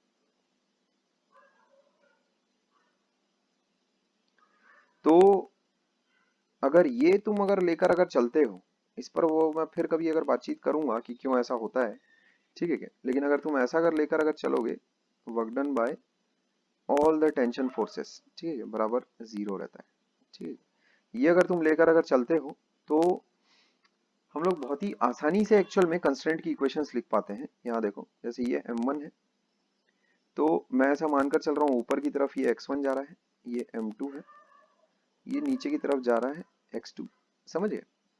तो टेंशन इस पर कैसा है? ये ऐसा। इस पर टेंशन कैसा है? ये ऐसा। तो वर्क डन बाय टेंशन जो मूविंग बॉडीज है उसी पर वर्क होगा, जाहिर सी बात है। तो इसका देखो कितना हो गया, tx1 है ना माइनस tx2, ये हो गया वर्क डन। भाई ये टेंशन डिस्प्लेसमेंट की डायरेक्शन में है, ठीक है? तो इसका वर्क कितना हो गया? इस टेंशन का वर्क m1 पर कितना हो गया? tx1 हो गया। और टेंशन का वर्क ऑन m2 वो कितना हो गया? टेंशन का वर्क ऑन tm2 वो कितना हो गया? माइनस tx2 हो गया। तो नेट वर्क डन तुम्हारा जीरो है, इसमें t और t तो हट जाएगा, x1 माइनस x2 बराबर शून्य आ जाता है। जैसे ही तुम इसको डिफ्रेंशिएट मारोगे, क्या आ जाएगा तुम्हारे पास? v1 माइनस v2 बराबर शून्य आ जाएगा फिर तुम्हारे पास, ठीक है क्या? अब इसमें ये बात ध्यान में रखना कि x1 मैंने ऊपर की तरफ मानी है और x2 मैंने नीचे की तरफ मानी है। तो v1 बराबर v2 ये तो लिख रहे हैं अपन, इसमें v1 कैसा है? ऊपर की तरफ माना हुआ है, और v2 नीचे की तरफ माना हुआ है, ऐसा, ठीक है बात? इस चीज को तुम ध्यान रखो, क्लियर है? इस चीज का तुम ध्यान रखना, ठीक है क्या? अभी एक बात ध्यान में रखोगे, पहले वो x1 और x2 लेंथ ऑफ स्ट्रिंग्स था, अभी x1 और x2 मैंने डिस्प्लेसमेंट माना है ब्लॉक्स का। तो जब तुम dx1 बाई dt कर रहे हो, जब x1 को डिफरेंशिएट कर रहे हो, तो स्पीड आ रही है block of m1 in upward direction, ऊपर की डायरेक्शन में स्पीड आ रही है इसकी v1, ऐसा। और जब तुम x2 को डिफरेंशिएट कर रहे हो तो नीचे की डायरेक्शन में उसकी स्पीड आ रही है, ऐसा, ठीक है? तो अभी एक इंसान को तकलीफ बहुत ज्यादा इस मामले में नहीं लेनी है कि ये चीज कैसे आई करके, इस पे मत सोचो, ठीक है? इस पे लगेगा तो मैं बाद में बातचीत कर लूंगा, लेकिन ये बात ध्यान में रखना कि उस बातचीत से तुम्हारा कोई फायदा नहीं होने वाला, फूटी कौड़ी का फायदा नहीं होगा। और अगर एक बात एक इंसान अगर ना भी जाने, लेकिन कैसा उसका इस्तेमाल करना अगर उसको आता है, मैं बता रहा हूँ इससे तुम्हें कोई फायदा नहीं है करके। जैसे कुछ प्रूफ्स ऐसे हैं मैथमेटिक्स के जिसका प्रूफ जान के तुम्हें एक फूटी भर का कोई फूटी कौड़ी का कोई फायदा नहीं होगा, लेकिन उसका रिजल्ट बहुत ही इंपॉर्टेंट रहता है, और उस रिजल्ट से कैसा अपने को काम करना होता है। तो इसीलिए इस पर कैसा वो एक्चुअल में जो टेंशन है, ठीक है, उसका नेटवर्क डन हमेशा जीरो ही आएगा, ये बात तुम मान के चलो 100%। इस बात पे मेरी भरोसा रखो, बराबर भरोसा रखो कि वर्क डन बाय टेंशन तुम्हारा जीरो ही आएगा, समझे। इसके अलावा देखो एक मेथड और प्रचलित है, ठीक है, वही कंस्ट्रेंट लिखने के लिए। इस पर हम इन डेप्थ बातचीत करते हैं, अभी शुरू करते हैं, इसी पर बातचीत शुरू करते हैं। एक इलस्ट्रेशन और बनाने के बाद इसी पर हम लोग अपनी बातचीत शुरू करेंगे, ठीक है। कंस्ट्रेंट पर ही अपने को बातचीत करनी है। एक मेथड और मार्केट में चलती है, इसको कहते हैं मेथड ऑफ नेचुरल लेंथ, ठीक है। ये है मेथड नेचुरल लेंथ की, ठीक है,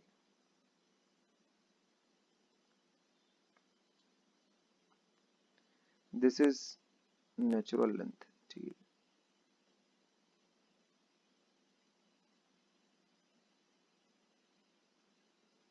ठीक है, नेचुरल लेंथ मेथड है। अच्छा, ये जिससे हम लोगों को काम करना है आगे पूरा, वो ये मेथड है, इसको वर्चुअल वर्क कहा जाता है, ठीक है। वर्चुअल वर्क मेथड कहा जाता है।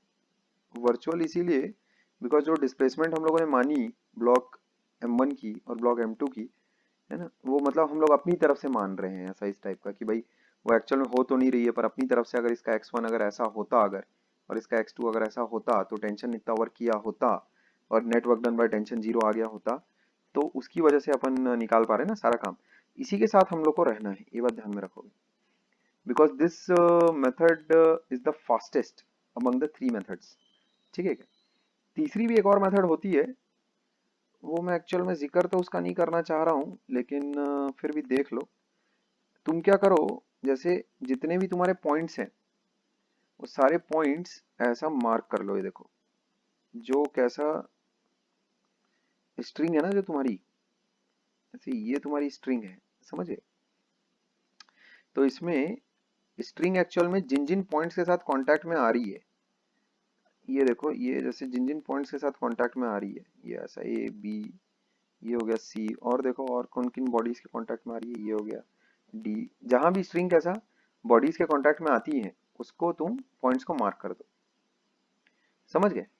अब है ना, उसको तुम मार्क कर दो ऐसा, ठीक है क्या, बस। अच्छा, अभी तुम देखो, अगर इस स्ट्रिंग को अगर तुम सीधा अगर करते हो, ये A हो गया, ये B हो गया, ये C हो गया, ये D हो गया तुम्हारा, ऐसा समझ पा रहे हो। तो यहां पर एक छोटा सा एक तुम रूल निकाल सकते हो, देखो कैसा। मान लेते हैं कहीं कोई ओरिजिन है, वहां से हम लोग डिस्टेंसेस अगर मेजर कर रहे हैं, इसके कोऑर्डिनेट्स मान लेते हैं x से हैं, इसके कोऑर्डिनेट्स मान लेते हैं xb है, इसका कोऑर्डिनेट मान लेते हैं xc है, और इसका कोऑर्डिनेट मान लेते हैं xd, ऐसा है। तो तुम क्या बोल सकते हो,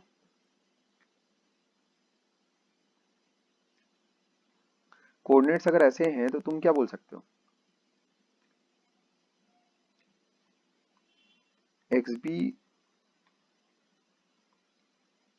माइनस एक्स ए प्लस xc, है ना।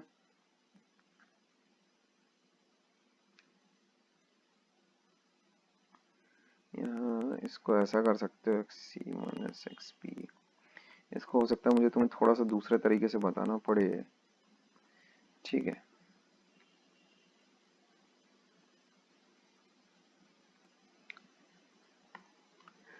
ये अच्छा तरीका नहीं है, इसको रुको दूसरे तरीके से मैं प्रेजेंट करता हूँ, एक मिनट।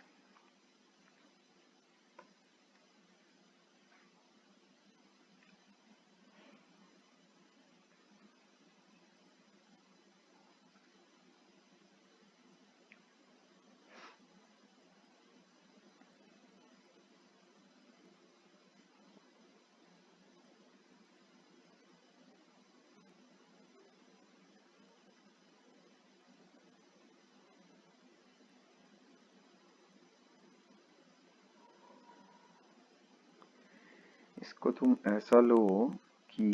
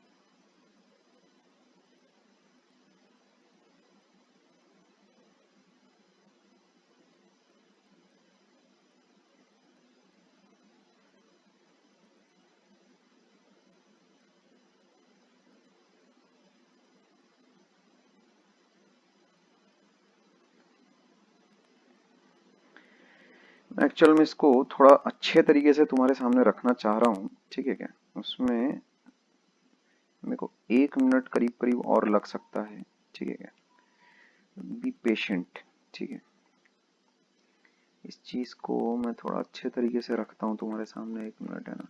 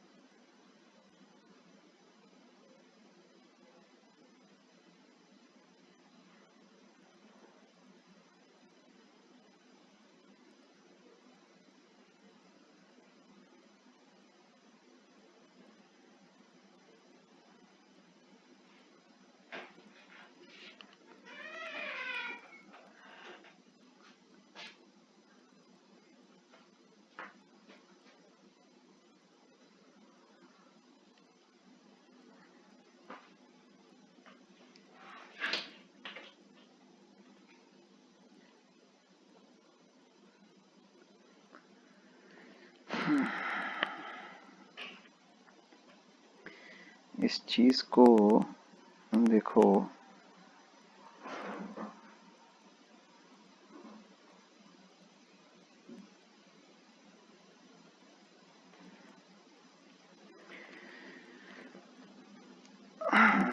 एक मिनट है।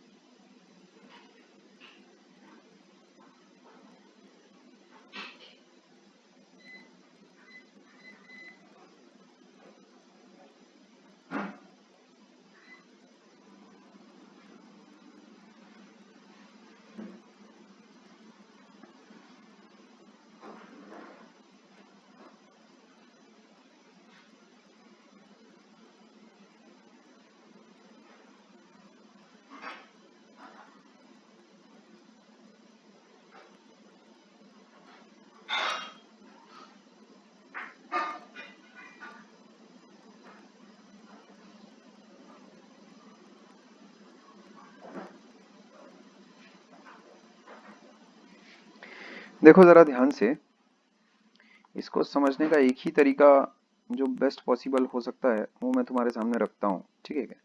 एक कंस्ट्रेंट देखो ऐसा है, ए बी सी और डी वही तुम्हारे 4 पॉइंट्स हैं जो कि मूव कर सकते हैं, जिनकी पॉसिबिलिटी है कि वो मूव कर सकते हैं। मैं ये नहीं बोल रहा हूँ कि मूव करेंगे या नहीं करेंगे, लेकिन वही वो 4 ऐसे पॉइंट्स हैं जो कि मूव कर सकते हैं। तो उसमें स्ट्रिंग के टूटने का या स्लैक करने का जो खतरा होगा वो इन्हीं 4 पॉइंट्स की वजह से होगा, समझे? अच्छा, स्ट्रिंग ताकि टूटे भी ना और ताकि स्लैक भी ना हो, इसलिए ये बहुत जरूरी है कि जो तुम्हारा नेट रेट ऑफ चेंज है किस चीज का, उनके मतलब जो कोऑर्डिनेट्स हैं, समझ गए क्या? जैसे इसका एक्स ए है, इसका एक्स बी है, ऐसा, इसका एक्स सी है, इसका एक्स डी है, ऐसा, समझ गए क्या? तो अगर मेरे पास मान लेते हैं इसको, रुको, लेकिन वो चीज थोड़ा सा अच्छी नहीं लग रही है बताते हुए, एक मिनट रुको जरा।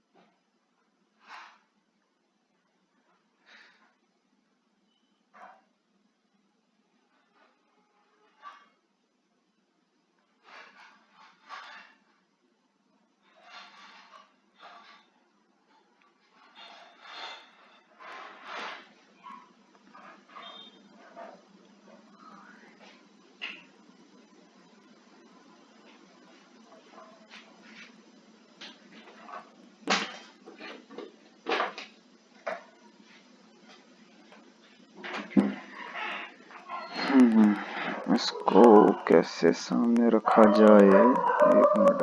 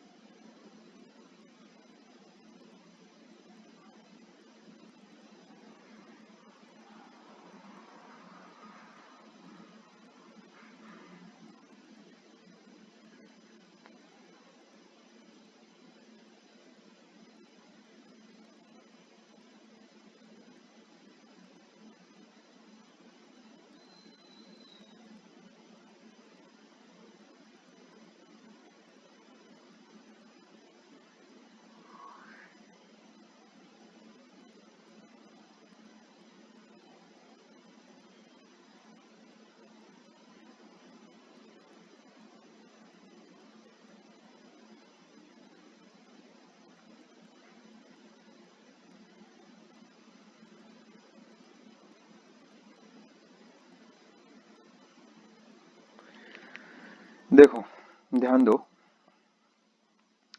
इसको एल्जेब्रिकली ऐसा प्रूफ करके लाया नहीं जा सकता, लेकिन इस चीज को समझा जा सकता है बस, ठीक है क्या? एल्जेब्रिकली वरना प्रूफ करके तुम ला नहीं पाओगे, समझे क्या?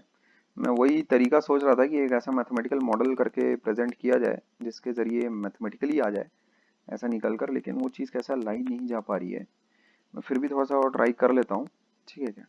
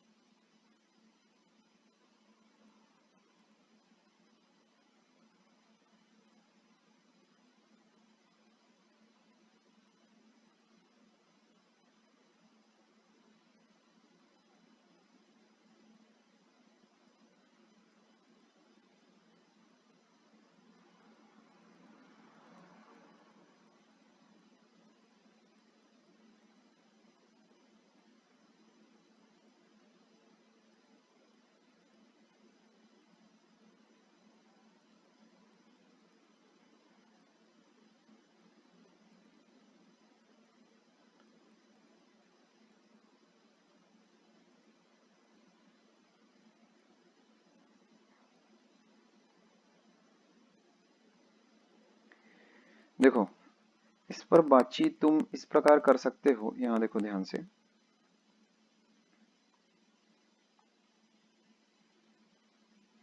तुम ये सोचो, अगर मान लेते हैं जैसे ये स्ट्रिंग है और यही एग्जैक्टली चार वो पॉइंट्स हैं, इससे एक भी पॉइंट ना ज्यादा और कम, जो कैसा स्ट्रिंग की लेंथ को बढ़ा या घटा सकते हैं। मतलब जो ए पॉइंट है वो मूव कर सकता है इस प्रकार की वो स्ट्रिंग की लेंथ घटाएगा या बढ़ाएगा, ठीक है। Similarly for other three points, मतलब जो ए पॉइंट है वो जैसे अगर मान लेते हैं यहाँ से यहाँ अगर पहुंच गया, तुम देख रहे हो यहाँ से यहाँ मान लेते हैं उसने ये वाली दूरी अगर ट्रेवल कर ली, तो स्ट्रिंग की लेंथ को घटा रहा है कि नहीं घटा रहा है वो, ठीक है।